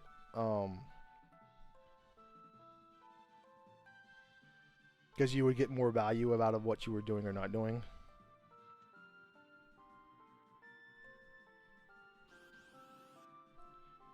Yeah, Chatty is pointing out Atma weapons are kind of worthless early on. They have some small niche uses, like you come across a Boompire. But you have, as you just did there, you're throwing shurikens anyway, so it kind of covers your base there. So you do need the Atma weapons, you do want them, but there is no pressing need for them now. It's just store them away. Just store away the information and deal with it later. Let's say, Magic Master Jed, good morning to you. I am indifferent at best to opening Opera House, opening Burning House, opening Leet River type plays. As you see on my side of the screen, I am climbing Wolderu and Narsh to do the dragon and the Tritox spot. And you were in the Opera House. I think you're going to make it through this fine by virtue of what the boss is, and the crawlers were just enough to not be annoying. What was the boss? What is the boss here? Alright, well, the reason I say that is because there's one thing at Marsh that there is not at the Opera House, and that's a save point. If that Tritox spot right there is, let's say Poltergeist or Magimaster, speaking of Magimaster Jed, let's say it's one of those that's a wall. I just reset and warp out, and I go, I don't lose my fixed encounters, I don't lose my dragon kill. I just go on about my business. Maybe I climb it twice later. Maybe I don't. Whereas if Magimaster, Poltergeist, Guardian, those type of walls resisting here, where you're at, you have to reset, and you lose all that progress. And that's true of Leet River, Burning House. Leet River, there's a save point, but you can't get out. You have to just reset all the way back to a previous save point. And there's a couple of other spots where you fight a boss as well, where you don't get access to a save point where you walk to him. So if you take off the Moogle Charm and you walk to the engine room in South Figaro, the Water Ruin South Figaro Cave, whatchamacallit, the guy on top of Zozo for Terra. Final Fantasy 6, the way Worlds Collide is, where checks are kind of put, it's kind of weird. Whereas if you play Jets of Time or for Enterprise, there's almost always a save point by virtue of the vanilla game. But because where checks are kind of shoehorned into, there's no save points in Final Fantasy 6 at a lot of spots. And so I tend to duck those as early, because that's when you're most vulnerable. You're most vulnerable early on when you don't have access to Atma weapons that are useful. Well, we have access to them, but we don't have access to the levels that make them useful. So you're dependent on things like Fire 2, Ice 2 here, and then throwing shurikens for 800 damage. And while those are good against Haydn and Ifrit and Atma weapon, they're not good against those bosses that can be walls. Whereas later in the seed, it doesn't matter if we go there because we're just going to Atma weapon our way through it. But early on, you're at your most vulnerable, so you kind of want to minimize risk. I want to minimize risk as little as possible. So that's why I want to duck those spots. Yeah, Floating Continent is like the biggest of them all. Like, because you have to invest so much time to get there. So if you spend all that time to get there and it's a roadblock, you just if person A is versing person B and person B aborts that roadblock and person A and person B have equal skill, person B is now at a huge disadvantage. And they need person A to also hit a roadblock somewhere. And if they don't, well, you would expect them to lose that race. And just think about, like, in that scenario, you had Ice 2, Fire 2, Shurikens, and then an Ice Rod and the Pearl Rod. Just think of all of the bosses that doesn't beat, and say you arrive at 5 or 6 bosses that doesn't work through out of the 39 total possible. 2.5%, that adds up to about 2.5% per boss. Say there's 6. You basically 50% of the time your run ends right there. So that's a very small number, but 85% of the time you're fine, but 50% of the time you're not fine. So if you do that every, all of your 8 Ultros League runs, you say, I'm gonna go to Opera House. You're essentially throwing one forfeit in there by virtue of getting walled by a boss if you do it by average. Yeah, it's like, it doesn't matter so much later on the seed. Speaking of Poltergeist, there he is. It doesn't so much matter later in the seed and things like Moogle Cup and Ultra Sleep because you come so online because the seeds are so giving that eventually your levels allow you to overpower everything. That those dangers don't exist later on. But they exist very much early on in the seed when you're level 12 and you haven't gotten, your offerings from dead checks or monster boxes because you haven't explored as much of the seed yet.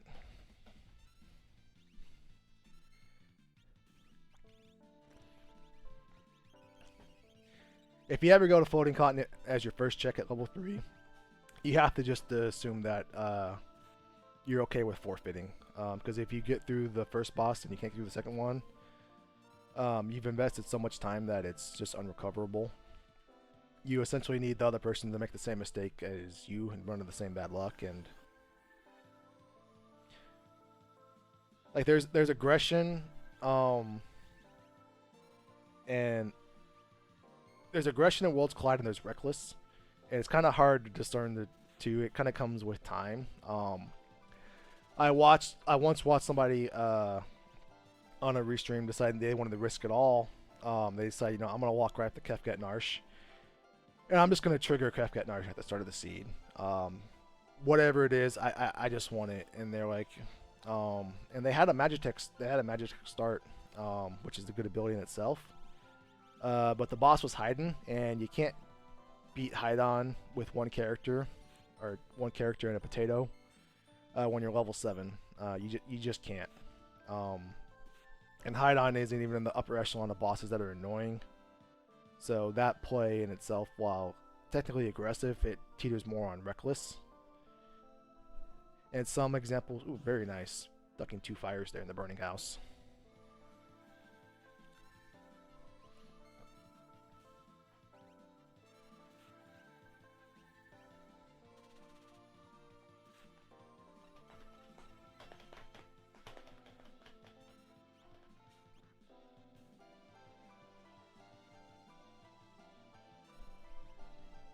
Um,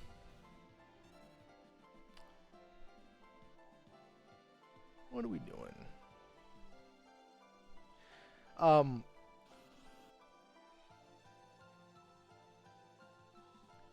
Tall Grant, who is a fantastic for Enterprise player, told me some solid advice the other day. And the advice was always do your objectives first. In Free Enterprise, what your objectives are, like they're essentially checks, but they're the checks that you have to do. Don't duck around them and do other checks when you have objectives available to you, hoping to find something that you need to do another check.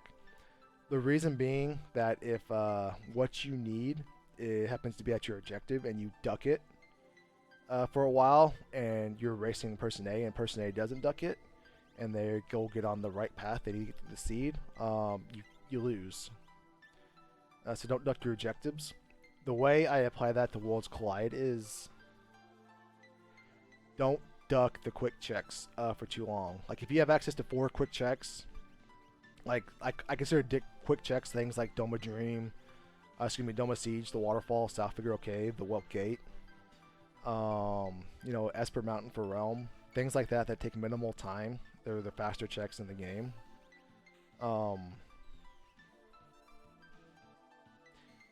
Don't duck them too long. The reason being is that if the character you need to get through the seed is there and you're running around doing things like Burning House and Zozo, World of Balance Zozo and Elite River and Phoenix Cave, and you know the character happens to be right there at Doma Siege and person A goes to Doma Siege and they're on the right path and you're lagging a few minutes behind them because of what you did and didn't do, you're putting yourself at a disadvantage. So like it doesn't matter if you do Doma Siege versus Esper Mountain first or the Waterfall first. It's you don't know. You don't know what's at one until you do it. I don't have a good answer to which one you do or don't do first. But generally speaking, I don't want an ad for T-Mobile. Generally speaking, don't let them sit too long. Don't let them all collectively sit too long.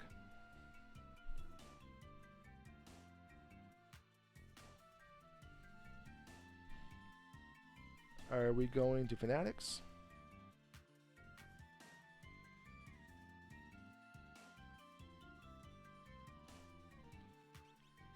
See, I would have did I don't end up doing Fanatics in my run because I already had 6 characters. But if I saw this Edgar here, I probably would have did this a lot sooner. Because by the time I came in here, I was just down to Espers, and I was coming here with the assumption that if this is an Esper, I'm going to do it because that would get me that was also going to be my 22 check skip avenue with the extra checks you get from this. But turns out it was Edgar, so joke was on me.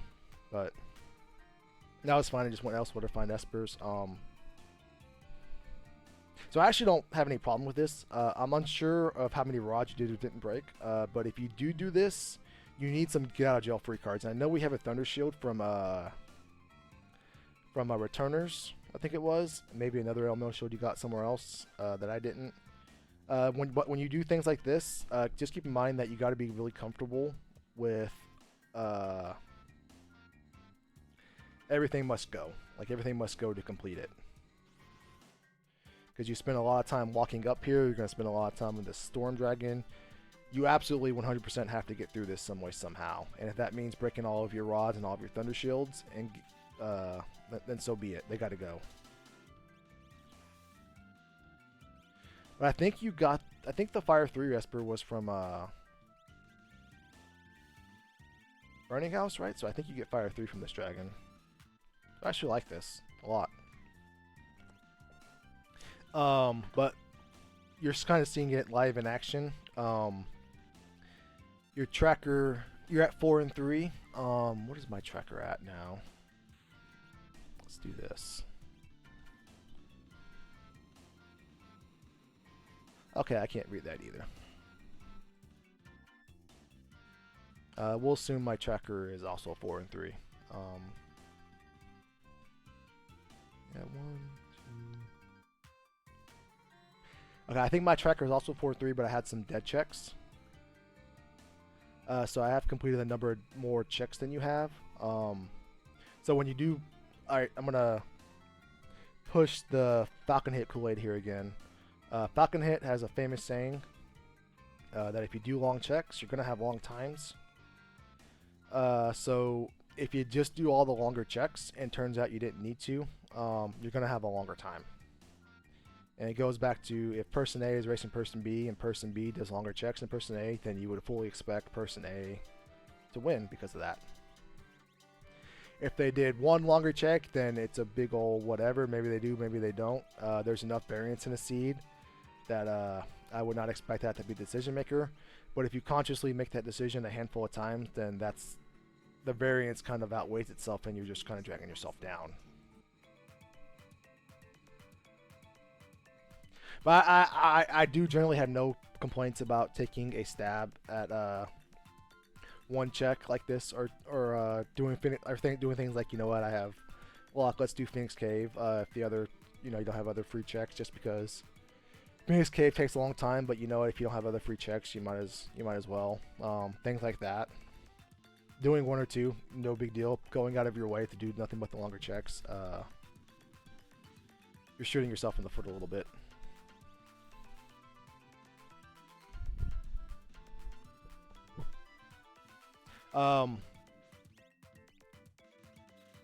In Jazer's portion of this, I mentioned that there are always things in a seed that go right for you, and there's always things in a seed that go wrong for you.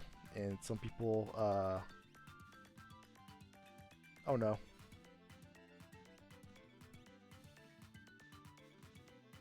That's fine. There's always some things that go right for you that you don't realize went right for you. This is one of those things. The fact that this is Cranes and not a tougher boss that Fire 2 and Bolt 2 would give us the business with. This is one of those things where we want to be appreciative of and realize that RNG blessed us.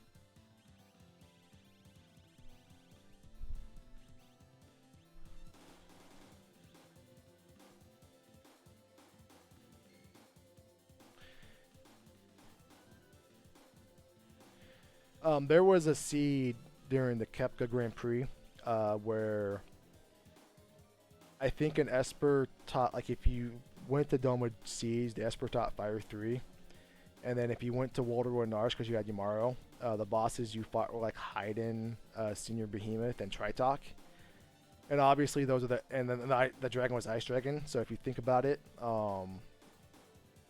if you had Fire 3, well, those are 4 things you really, really want to fight. And some of us did, some of us didn't. And it's one of those small things that like RNG just doesn't, encapsulate did you find an offering or not, did you get this or not. Sometimes it tracks down to the time you do to go to stuff or not, or the time you do something doesn't appear in front of you, and that Crane's there is definitely one of those times your RNG blessed you. Luminary of the Hive, welcome on in. I don't think I've seen you in here before, so thank you so much for stopping by. And then Nobody War, thank you again for the raid. I hope Italy is kind to you today. Yes, the spell, Tech Barrier is just reflect, so the spell will take it out. It will also go away when the time expires. Same thing with Doom's Reflect. The spell will take it away. You also just wait for the timer to take it away if you have to. Doom, it's a little trickier because he's going to start punching you really hard, so if you don't have an easy way to avoid it or mitigate it, then you maybe he takes you down before it goes down.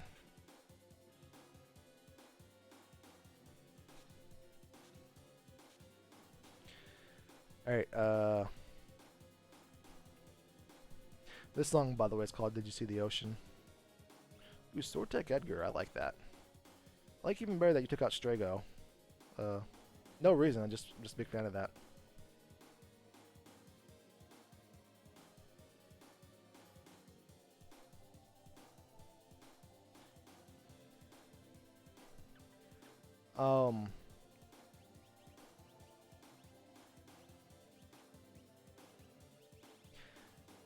So the longer you get into a seed, the more the less inclined you want to be to switch out characters for this reason right here.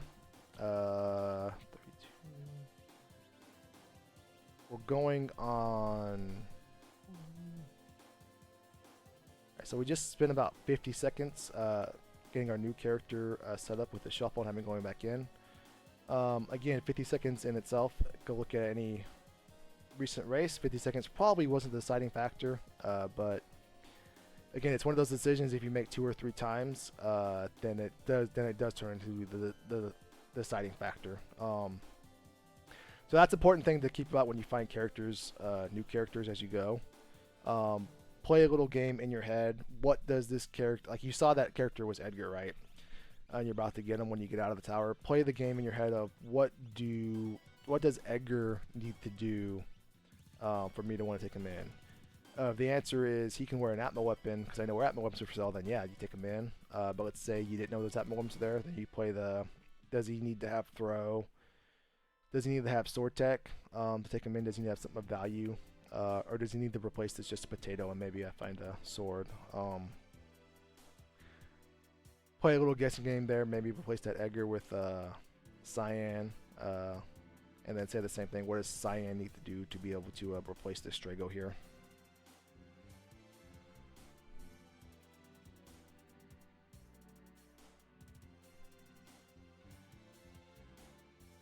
So on the right side of my screen, I tried to steal from Dataluma, and he didn't steal back. That's a bummer because when he steals GP and you kill him, you get it back. But it also gets multiplied by the GP multiplier, plus the cat hood multiplier. So that was going to fund at least the entire Atma weapon by itself if he steals, but it still didn't connect. So that was a bummer.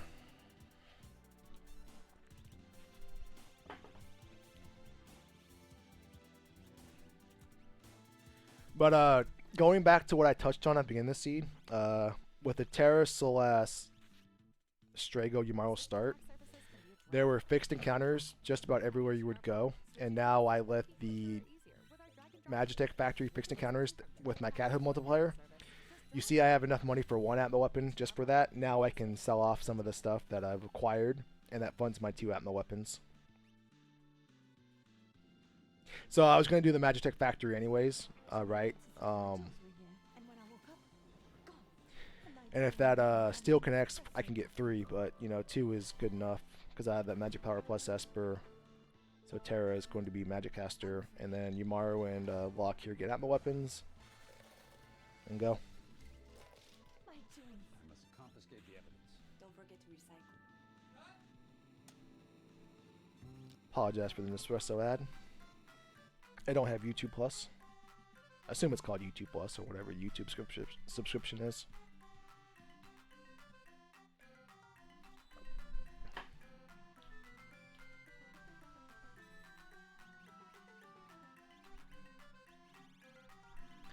What are we doing now? So I think I've reached a portion of the seed where Magitech Factory wasn't a character. And this is even trollier based on the character that's going to be up here, but I'll kind of reach the portion of the seed where I've exhausted all of the checks I have available to me that are I would consider good, that are desirable, that you like doing. And now I'm at the part where I'm just guessing. When you reach that point, that's nothing. There's no advice you can give except guess right, and guess right requires a spoiler log.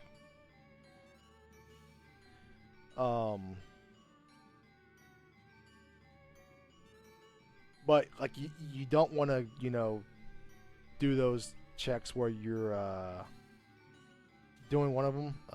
Again, big ol' whatever, but you don't want to do just, you know, leave all those quick checks available, because if there's a character, or if there was the way through the seed, or a way through the seed that led to a faster way through the seed at the quicker checks, the time separation just widens between the person that does and the person that doesn't.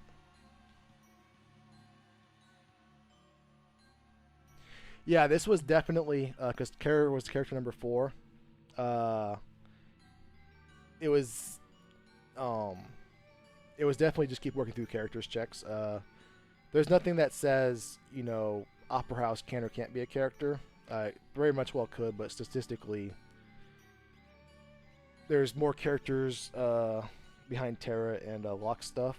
More statistically likely to be those there, so that's why it's picking this. If it was reversed, Celeste was character number 4 and Terra was the starting character, I'd probably just pick Opera House here.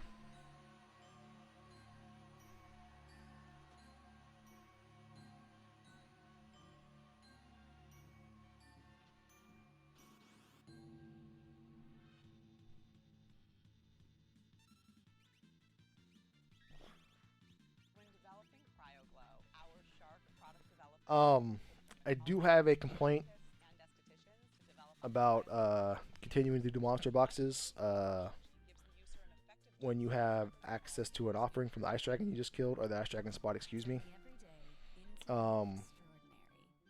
If you're worried about experience, just kill dragons. Go kill the Opera Dragon.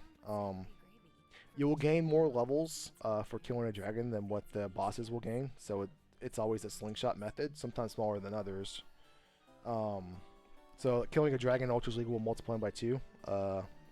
As long as the experience multiplier is within range of your level, you'll always gain more than 2 levels, and also obviously assuming your characters were assuming your characters stay alive for the fight.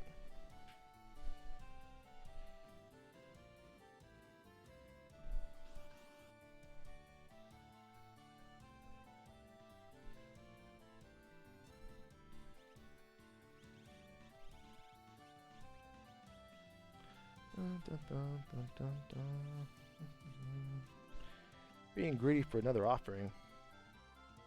Alright, here is my stance on monster boxes. If your goal is to set a PB, or you're just, playing just to get fun stuff casually, then monster boxes you want to open, right? Going back to what goes right for you and what goes wrong for you in a seed, and seeds that people PB in or have amazing times, the things that tend to go right for them far outweigh the things that tend to go wrong for them, and that's just the nature of either A, the seed, or B, the order you happen to approach stuff in. And you can't really control that. So if you were to, in theory, just play more seeds, then obviously you would give yourself a better chance at more things going right for you versus more things going wrong for you. If your goal is to compete against your potion mates, your tonic mates, your elixir mates, to play a unique random seed that may be a fast seed, that may be a slow seed, that may be a medium power seed, could be somewhere between any of those 3 extremes. If your goal is to finish that seed faster than they do on average over the course of 8 weeks, then things like monster boxes you want to avoid. Doing 1 or 2, maybe doing the beginner house one is probably the only one I would recommend doing as a must do. Doing all of the others, hoping to find the offering, hoping to find the Gigantos. They're 1 in 11 chances in the vacuum that shrink every time you do one. So in a PBC type seed where you're trying to lower a number, then you just accept the risk, and then if it's there, that slingshots you, and if it's not there, well, it doesn't matter because you weren't trying to beat someone else, you were trying to beat a time. So someone ducking that monster box isn't a detriment to you. But again, if your goal is to beat another human being in the same seed, you want to work out things that add up to time losses that are a small chance to pay off.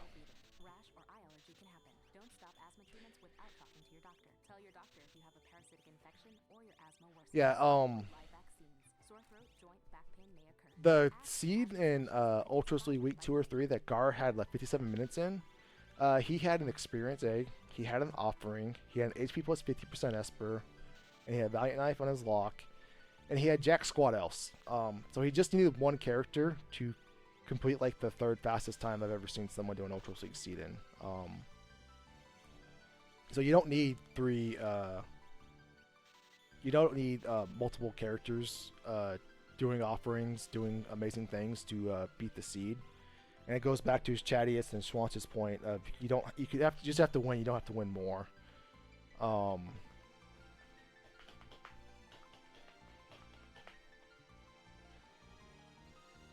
maybe in a race scenario where the seed has been really trolly, and you're just, you know, desperate for stuff, and looping in the monster boxes, taking those stabs in the dark because nothing else is paid off.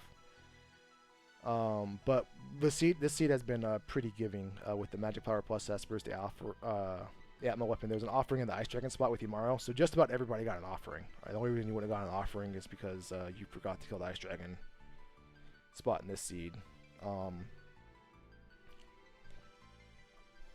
It's also important to realize what you find is what everybody else is going to find. So in that seed I mentioned, actually, there was another Ultros League seed where there's an experience egg in the basement, and the Esper was Magic Power +2. It's important to realize that if I am racing person A and I start with Celeste, and there's an experience egg and a Magic Power +2 Esper in the basement, that means person B that I'm racing is also going to get this Magic Power +2 Esper along with the experience egg down in the basement. So then it becomes less of, did the seed give me the stuff to beat the seed really fast? An egg plus Magic Power 2 Esper is incredibly powerful and just makes one character, gives one character the ability to solve the seed. If you're both getting a character to solve the seed right there on the spot, then you need to realize that if I'm going to beat the person that I'm racing or beat the people that I'm racing, that I need to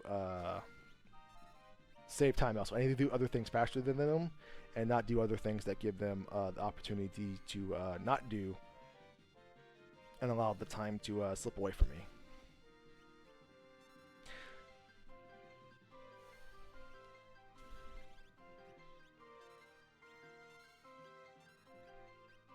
And it's like a kind of a cumulative thing. I think you work on over time. I know Joya and Jazer as well. I've been with the community since the fall, and I've been playing this for over 2 years now. So it's easier to say than easier to remember where I was back then. I had a couple aha moments as I played through. One of them was in my Ultros League seed or my tonic season. And a couple other came during the battlegrounds, but you get those aha moments when you set PBs actually, and then you kind of realize like I would say that like the ability to consistently lower your time comes from A, realizing those time losses, and B, pushing yourself. And it's kind of like a combination of both. And it just comes with time.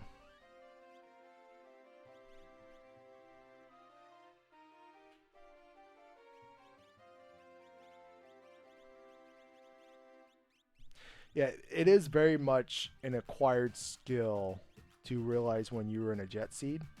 And sometimes it's painfully obvious, like the extreme I mentioned where we start with Celeste, we go to the basement, here's a Magic Power +2 Esper with some amazing spells, here's an experience egg. And then you're like, oh crap, you know, this is my week, 5 Ultros League seed. That means 8 other people are about to get the same thing. I should probably expect to see some amazing times, and I should produce an amazing time myself. It's really easy in that scenario to realize that that's coming. And like, take it even farther to an extreme to realize that like maybe there's an Illumina, or like an Illumina for sale and Zen for 800 GP or something stupid like that, to realize those extremes. Sometimes the jet seeds don't give you free experience in Illumina. Sometimes they give it to you in the progression and the bosses you fight. Like sometimes it gives you Fire 3 on an Esper, and you go like, you start off the seed, you go 6 and 6, and you don't have any dead checks, but all of the bosses that you fought were weak to fire, or you could kill with Fire 3, and you had some earrings, so you've been able to get your Kefka Tower requirements really fast, and you only went like, technically you always need to do 12 checks in Ultra 3 because you need 3 characters and 9 Espers, so that's 12 checks. So if you do things like you go 12 or 13 or 12 or 14 with minimal resistance, that's also one of those things where you need to realize that, hey, if I just didn't go out of my way here to get my requirements and there was no roadblocks in the way, that means everybody else didn't go out of their way to get their requirements and probably didn't hit any roadblocks unless they just, chose to go on an entirely different path. Like, let's say,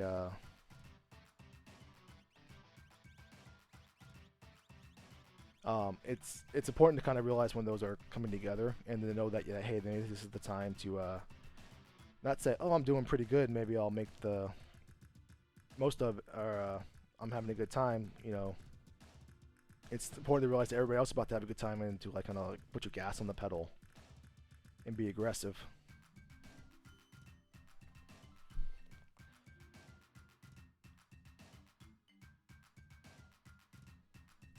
Yeah, so going back to what's in chest, when you're kind of like at the mid, like in every Ultros League seed, you reach a point to where you have power overwhelming and nothing poses a threat to you. And we're at the 40-minute mark. You're definitely there with the Atmo weapons now. You're arguably there a little bit sooner. Jazer actually found a Bite Knife, and an offering in his run, so I'd argue he was there the quickest out of all of us. But yeah, once you realize you're at that power overwhelming point and you have enough to beat the game and no boss is a threat to you, then if you visualize that list of what's in chest and you realize that there's more pieces of defensive equipment that can kind of auxiliate the rest of your party and kind of fill out their equipment slots, that's when it's okay to keep looting. And I say keep looting, and that I mean, like, you know, grabbing, not going out of your way. Like, don't stop and just go loot Albrook just because, but like if you do Mount Zozo and you grab all the chests on the way because one character is wearing a green beret and a leather armor, that's perfectly fine, because think about what's in the chest. There's Force Armors, there's Minervas, there's Red Jackets, there's Thunder Shields, there's Flame Shields, there's Red Caps, there's Genji Helmets, there's things like that that can boost your defense and allow you to fill out your party. If you're saying, I have this Atmo weapon and I really wish I had an offering, so I'm going to open chest, the offering is in monster boxes. It's not in the chest. Or if you're saying, I really wish I had a big sword, so let me open chest trying to find a big sword. The only big sword that's in the chest is an Atmo weapon. There's no Luminars or Ragnaroks in the chest by default. They have to be shuffled in, which is that incredibly low amount, incredibly low percentage. So if you're opening chest with the intention of hoping to find a Ragnarok to fill out your last party member, that's really, really low odds, and that's where the time invested doesn't really pay off.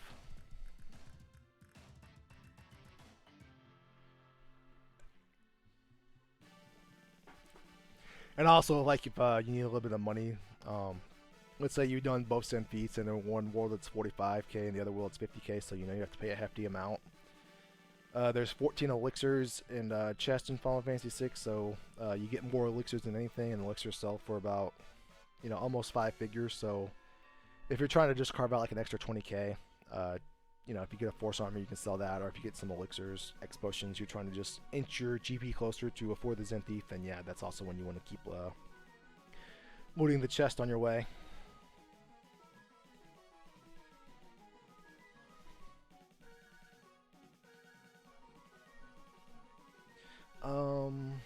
Looking at your tracker, you have not done South Figaro Cave yet, and you have not done Magitech Factory yet. There's no characters at those spots, but again, you don't want to leave the quick checks lingering for too long.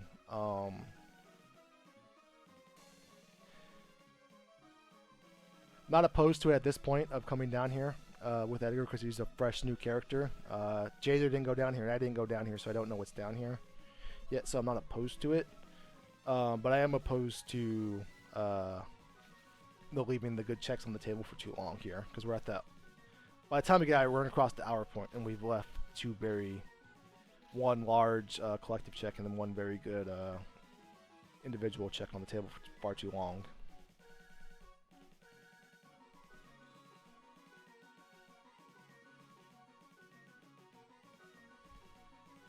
This song, by the way, is called Monarch on the Shore.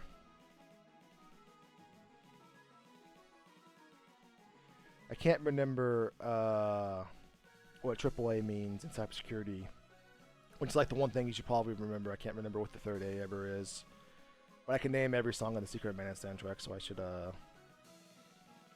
get my priorities straight one day. Authentication, authorization, availability. I can never remember availability.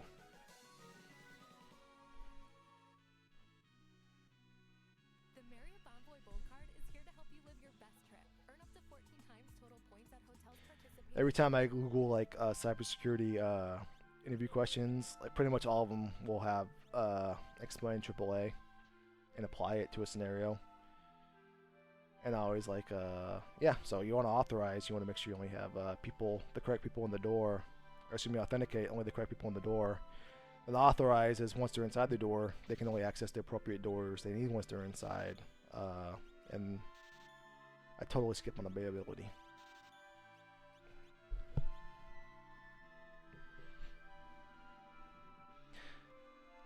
All right. So on the right side of your screen, we are in Kefka's Tower. 4 people have ran this seed now. Myself, Falconhit, Jazer, and Dwaya. I think I don't have Falconhit. I actually asked if he had a VOD review or his JSON for his stats companion for this, but he didn't. But I fully expect Falconhit to either A, be in the tower now as well, or B, rounding out his requirements. Or in the search for his last little bit of requirements here. And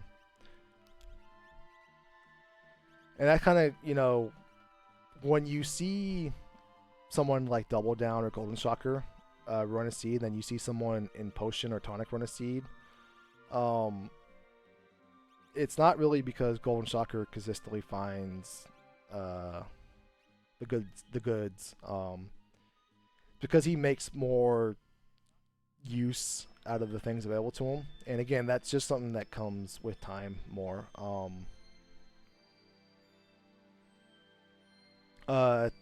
Socrates, famous philosopher who was, I think he was hanged. So maybe he's not the correct person to follow. Maybe stoned to death, one of those two. But used to always say, a wise man admits he knows nothing, and that's what it makes him truly wise.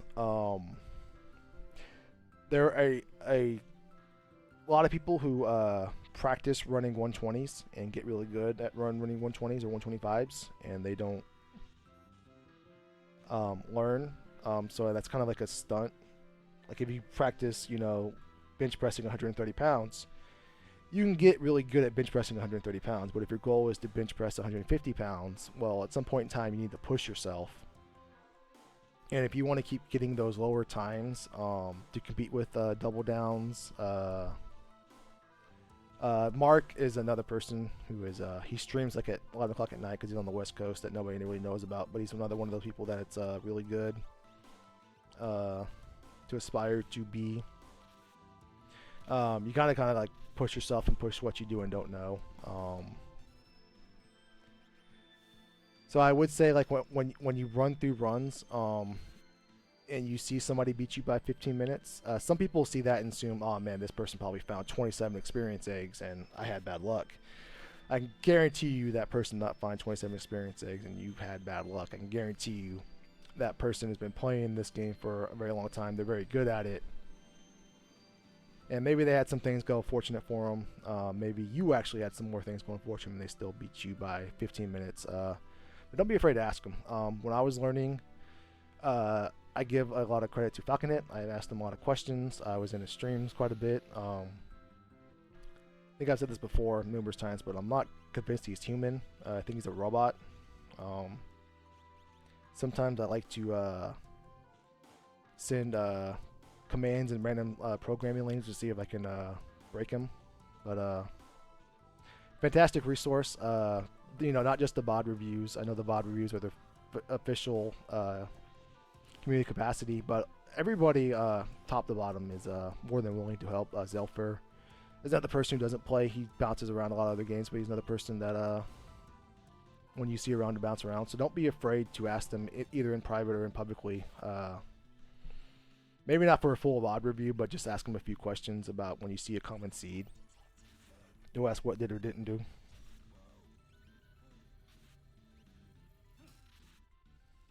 Yeah, Falcon, like I've honestly never asked Falcon a question or asked him to help me with something, and he hasn't been willing to do. And I kind of like, you know, he's not as public facing because he's a little reserved, but that doesn't mean he's not a fantastic guy and a fantastic resource. Same with Schwantz as well. and a host of other people.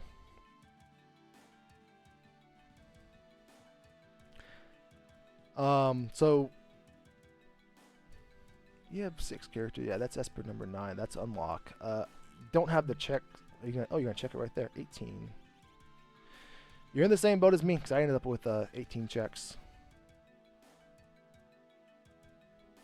So just to recap, a spot where you could save 2 to 3 minutes alone is by doing South Figaro Cave before you did Burning House or Opera House. Or only doing one of those at the start, because I think he went right from Opera to Burning House. That alone is 2 minutes right there, because South Figaro Cave was an Esper. And you ducked it for so long that, oh, looks like you're going to do this to get the check skip. But you ducked it for so long that you end up hitting requirements that there's no point in going back to doing it now.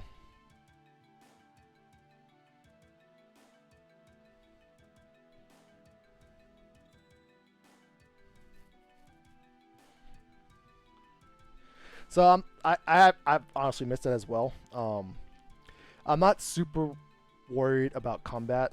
Like I know Dwayne, you've been here a while. You've been doing a fantastic job on Dragon Lady K. So obviously you know front row users at my weapon equal good. So I'm not super worried about that. So you get VOD reviews like kind of like need to beat people where they are and where they aren't, and you and Jazer. Jazer is has a wealth of knowledge about other RPGs as well. So I don't need to tell Jazer not to put the Ragnarok and an Offering together because that's a bad idea, and explain why. I think it's more about, like, you have the Final Fantasy VI knowledge. I think it's learning about more how to take that and apply it to the randomizer. Because it's, you're playing Final Fantasy VI, but at the same time you're playing a different game. Because you're not going to the same spots you would in the vanilla game. You're doing different activities, and it's just built around the vanilla game. So some people that they're like people that have never played Final Fantasy VI and want to play the randomizer. They know what it's. They've watched people or whatever. Those are the people that probably have no idea how a fixed dice or Valiant Knife works. That's when you want to be on the lookout for things like that. But I think routing and decision making. Everybody knows that Fire 2 is a fire spell. It's an element, and Ice Dragon is weak to it. But I think it's more important to understand the little small things that lead to cumulative types. Nobody casts Fire 2 better than someone else does or doesn't do. It's other things that lead to you getting through this faster that I'm trying to touch on. Go over, elaborate, if you will.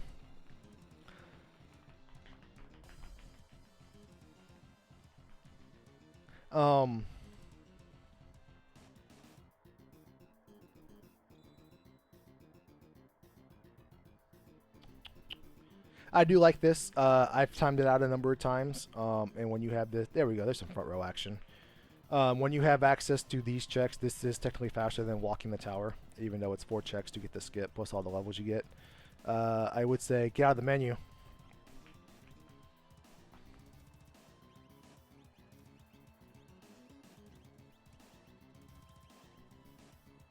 I would say one thing you can do to think about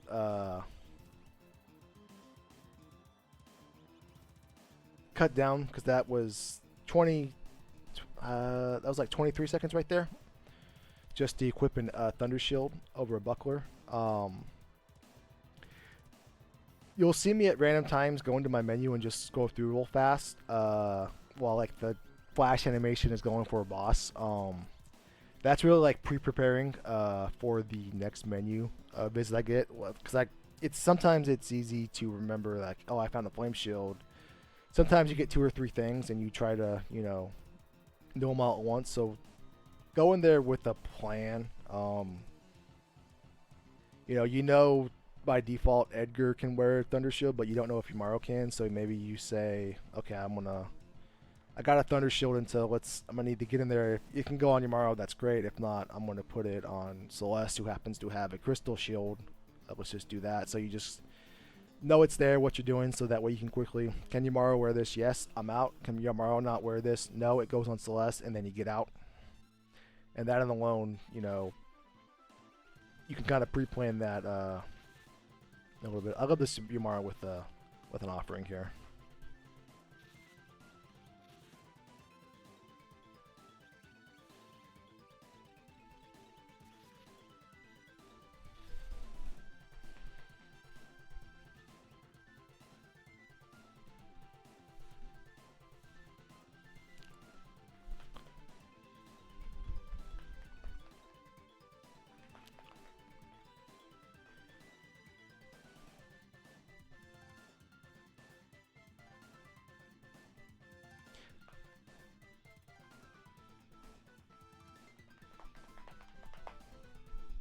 Yeah, I ended up right at 18 checks myself, but I didn't have, like, my quickest check was probably Zone Eater, and to do Zone Eater, and I'd already done Opera Dragon, so I didn't have a quick avenue to 4 checks. So it doesn't matter if it's 2, 3, or 4. There's really no world where you probably have 5 checks, and it's faster than just walking the tower. But whether there's 2, 3, or 4, what matters is the quickness in which you can do them. Like, you can do Doma Siege, Opera Dragon, and then the 2 in the middle, and that's about the same amount of time it takes you to walk the tower. You can't really do Zozo, Water Balance Zozo, Opera Dragon, and then walk the tower. I mean, the 2 in the middle lane for the tower, you can't really do that in a faster time. So if you're unsure, I would say just go for it. But if you're sure, always just do it and take the extra levels.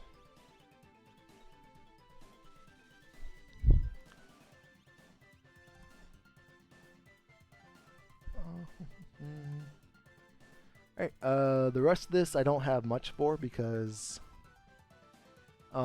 this kind of goes back to this part of the seed is just sometimes you put the wrong character in the wrong lane and it goes wrong for you. Nothing you can do about it. Sometimes you put the right character in the right lane and it works out for you. Something you can't really control. The only advice I have for this is you have Atma weapons everywhere, but let's say you didn't. Think Kefka Tower's formation is really dependent on knowing when you have an Valiant Knife or a fixed dice of who can wear them and being comfortable shuffling them around versus walking the tower twice. Those things kind of are anything that can ignore defense, and so your Atma weapon, your fixed dice, and your offering, or your fixed dice, your Valiant Knife, and your Atma weapon are those things. So it's always important to know who can wear those 3 things for your active party members at all times. To a lesser extent, an Illumina as well. As you'll see here on the left side, like say this Terra's been on my side of the screen was on a Magic Power Plus Esperal seed. So she was fine if she could fire 3 to death. If she couldn't fire 3 to death, she had to throw Shurikens. Celeste was in the same way. Celeste was on a Magic Power Plus 2. She had like 70 Magic Power and fire 3.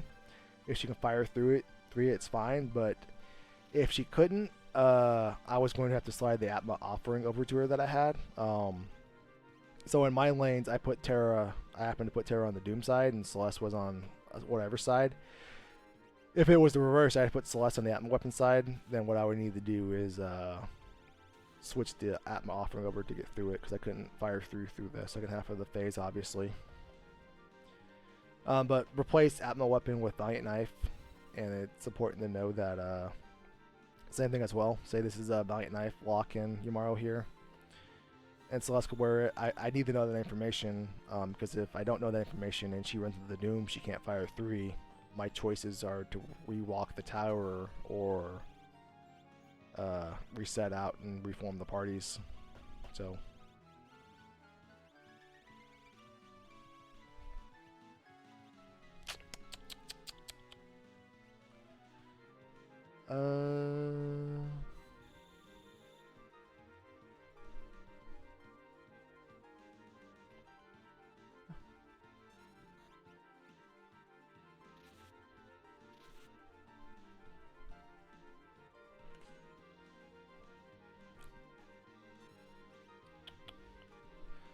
I said this in the stream. or the part of the stream before with Jazer, but one of the reasons I've been an emphasis on using Umaro so much lately is that I'm trying to handicap myself a little bit. Not to say Umaro is a handicap per se, but if I have one uncontrollable character, and it's really mainly for the final fight, they have one character acting, exerting free will on the final fight, and 3 characters that are not. I kind of want to handicap myself and make some things go wrong and work myself out of them, not just here but through other fights as well. So I enjoy having a little unpredictability with Umaro. And my reasoning being, if I can do it with all this unpredictability going on, then when I have full control, or I'm making less Umaro related decisions, then those should go even better.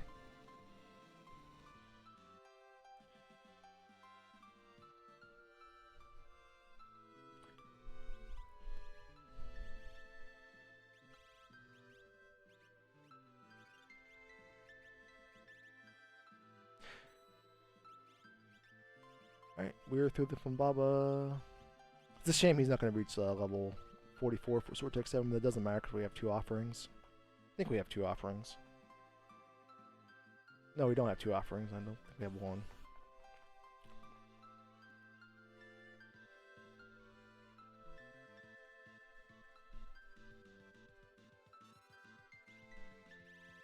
Okay.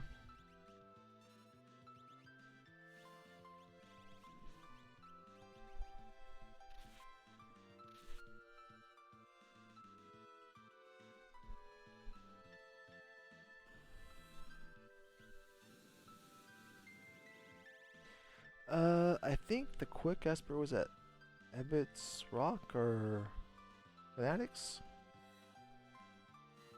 Maybe South Big okay, because you don't see the habit. I would say quick is one of those spells as well. Oh no, Flare Star's unfortunate there.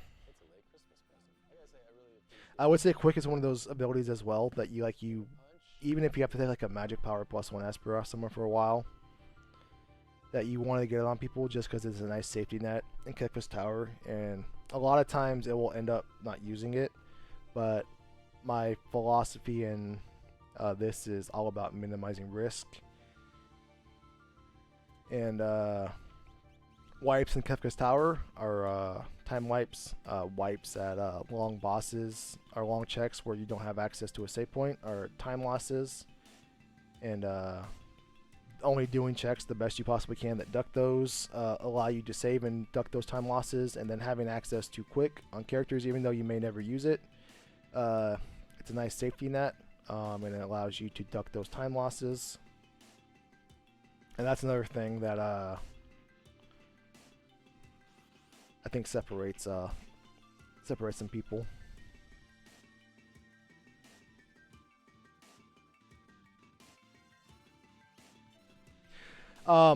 If you can't absorb Flare Star, you can't survive, because if it does 3600 straight up targeting the Egger, there's nothing you can do about it. Because Flare Star is dependent on your levels, so it's your level, whatever your current level, target's level is times 80, and then spread out against everything on screen. But if it's doing 3600 damage, it will always do 3600 damage unless you can absorb it or negate it with a cat hood or something. That's why Flare Star is really detrimental in Kefka's Tower, because of the level multiplier, and if you can't absorb it, well, you just can't do anything about it.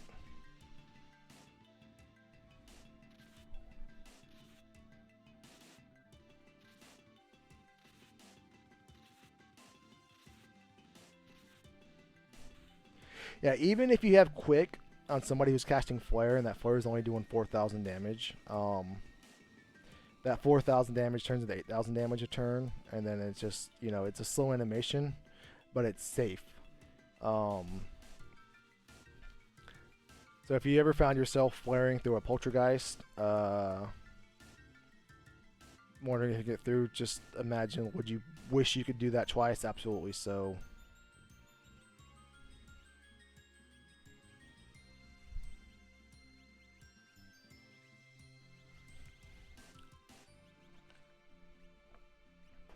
Yeah, it's not. It's never a bad idea just to flare or meteor to a lesser extent in general to have that on the auxiliary characters. The auxiliary character is just like the third or fourth weakest member in your party, who might have to solo a lane or tag team a lane together.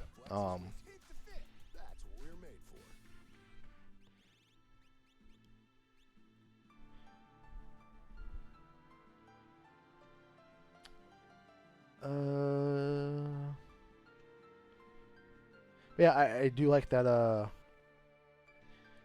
Rather than going in with this Genji Club again because you can't absorb anything that my weapon's doing, it's appropriate there to just switch, the offering the S tier setup over instead of hoping he just doesn't act. Because if you go into a fight hoping they don't act, and that you need them not act to beat the fight, well, that's a lost cause because enemies have ATBs and they will act.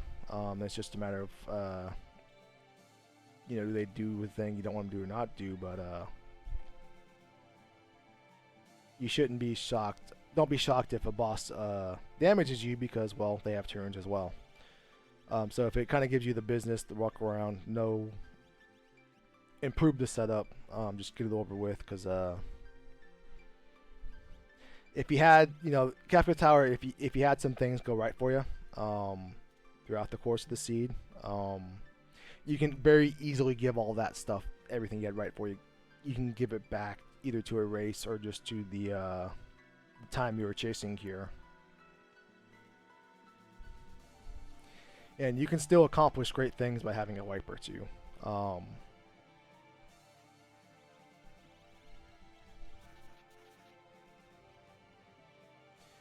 That is unfortunate. That's a reset.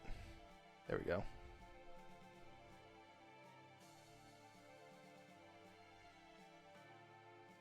You can still wipe a time or two. You can still reset a time or two, or some combination of all of those, and still have amazing results.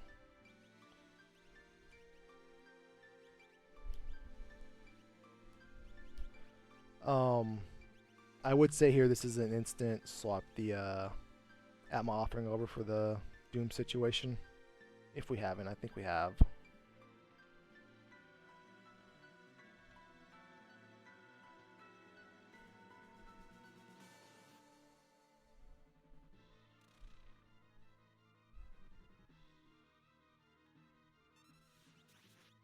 I'm losing traffic to my competitors?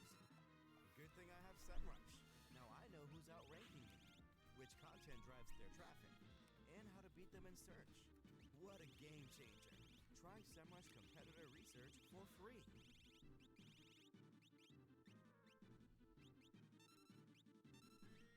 Alright, so With Verizon, you could save big on all your favorite. we have done 1, 2, 3, 4 dragons. 10, 19, 38. There it is. Surprise yourself with savings. Get up to 40% off the entertainment you love. So I think, I can't see, that's more of a me problem though, but I think this Doom is going to have about 29,000 HP. So that means at about 14,000, 15,000, he will do his little glow up here. If you, knowing that, you want to push him to like 12, 13,000 ish, and that's when you want to break that polar rod. Because if you push him, if you do 17,000, and then he by chance negates whatever element you're doing here, or in this case Pearl, can't really do anything about that, right? It looks like we're gonna down with lock here. But ideally in Doom fights, there we go, nice. You want to push him up to his threshold, and his HP multiplier I think is like 805 for every level he has. Maybe it's 865. I might be confusing the statues off the top of my head, but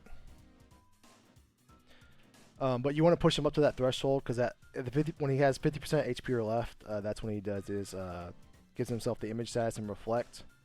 So if you can kind of push him up to that and then use your large consumables, you can eat into the second half of the fight and not allow him to negate the element that happens to be your solution.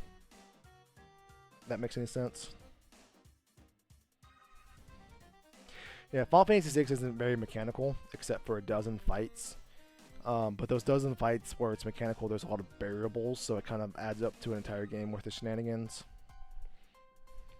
Nothing really much to say about a Kefka fight, other than you should absolutely smash this in the face.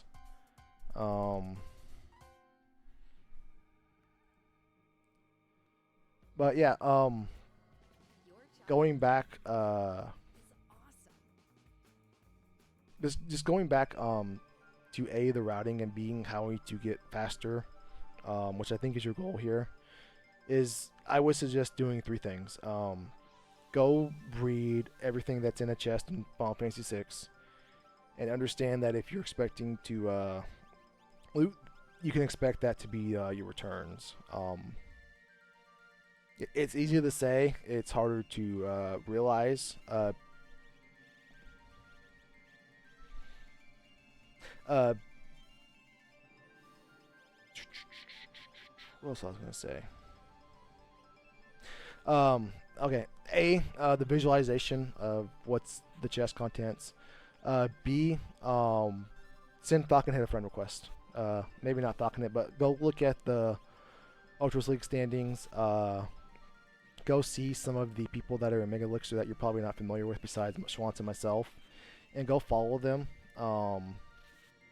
Falconhead doesn't stream that much. Zelfer, I don't think, plays Ultros League anymore. Mark, mentioned, I think I mentioned he streams later at night.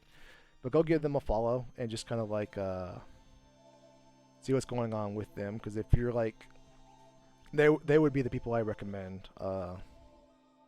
Golden Shocker as well, but Golden Shocker you're probably familiar with. The people I recommend to learn from, pick from, and if like you're watching streams from an educational standpoint, those would be the ones I'm watching. I would suggest watching. If you're watching streams for shenanigans standpoint, then yeah, watch the crazy people that do Umaro related stuff all day long. Yeah.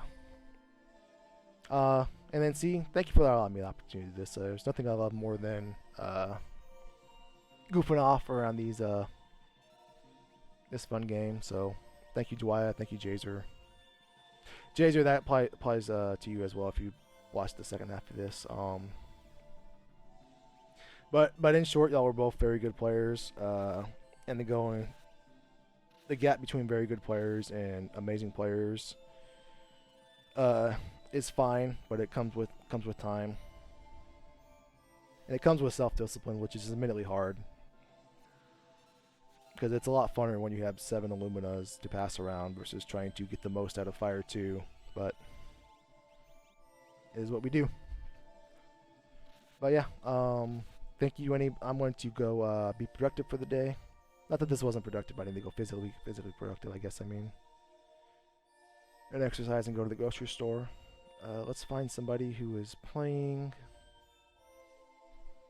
Worlds Collide. Colliding the Worlds. Let's see who's in the live now. Is anyone I know?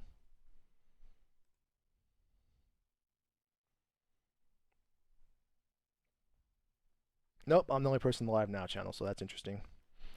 Can't rate myself. Alright, let me check my follow list.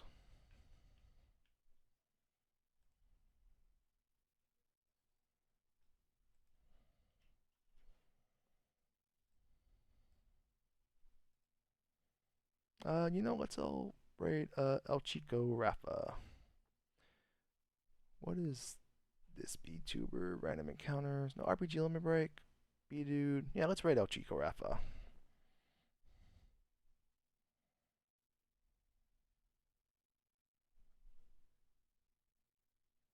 Alright, so again, thank you all for hanging out with me and the opportunity to do this. We're gonna...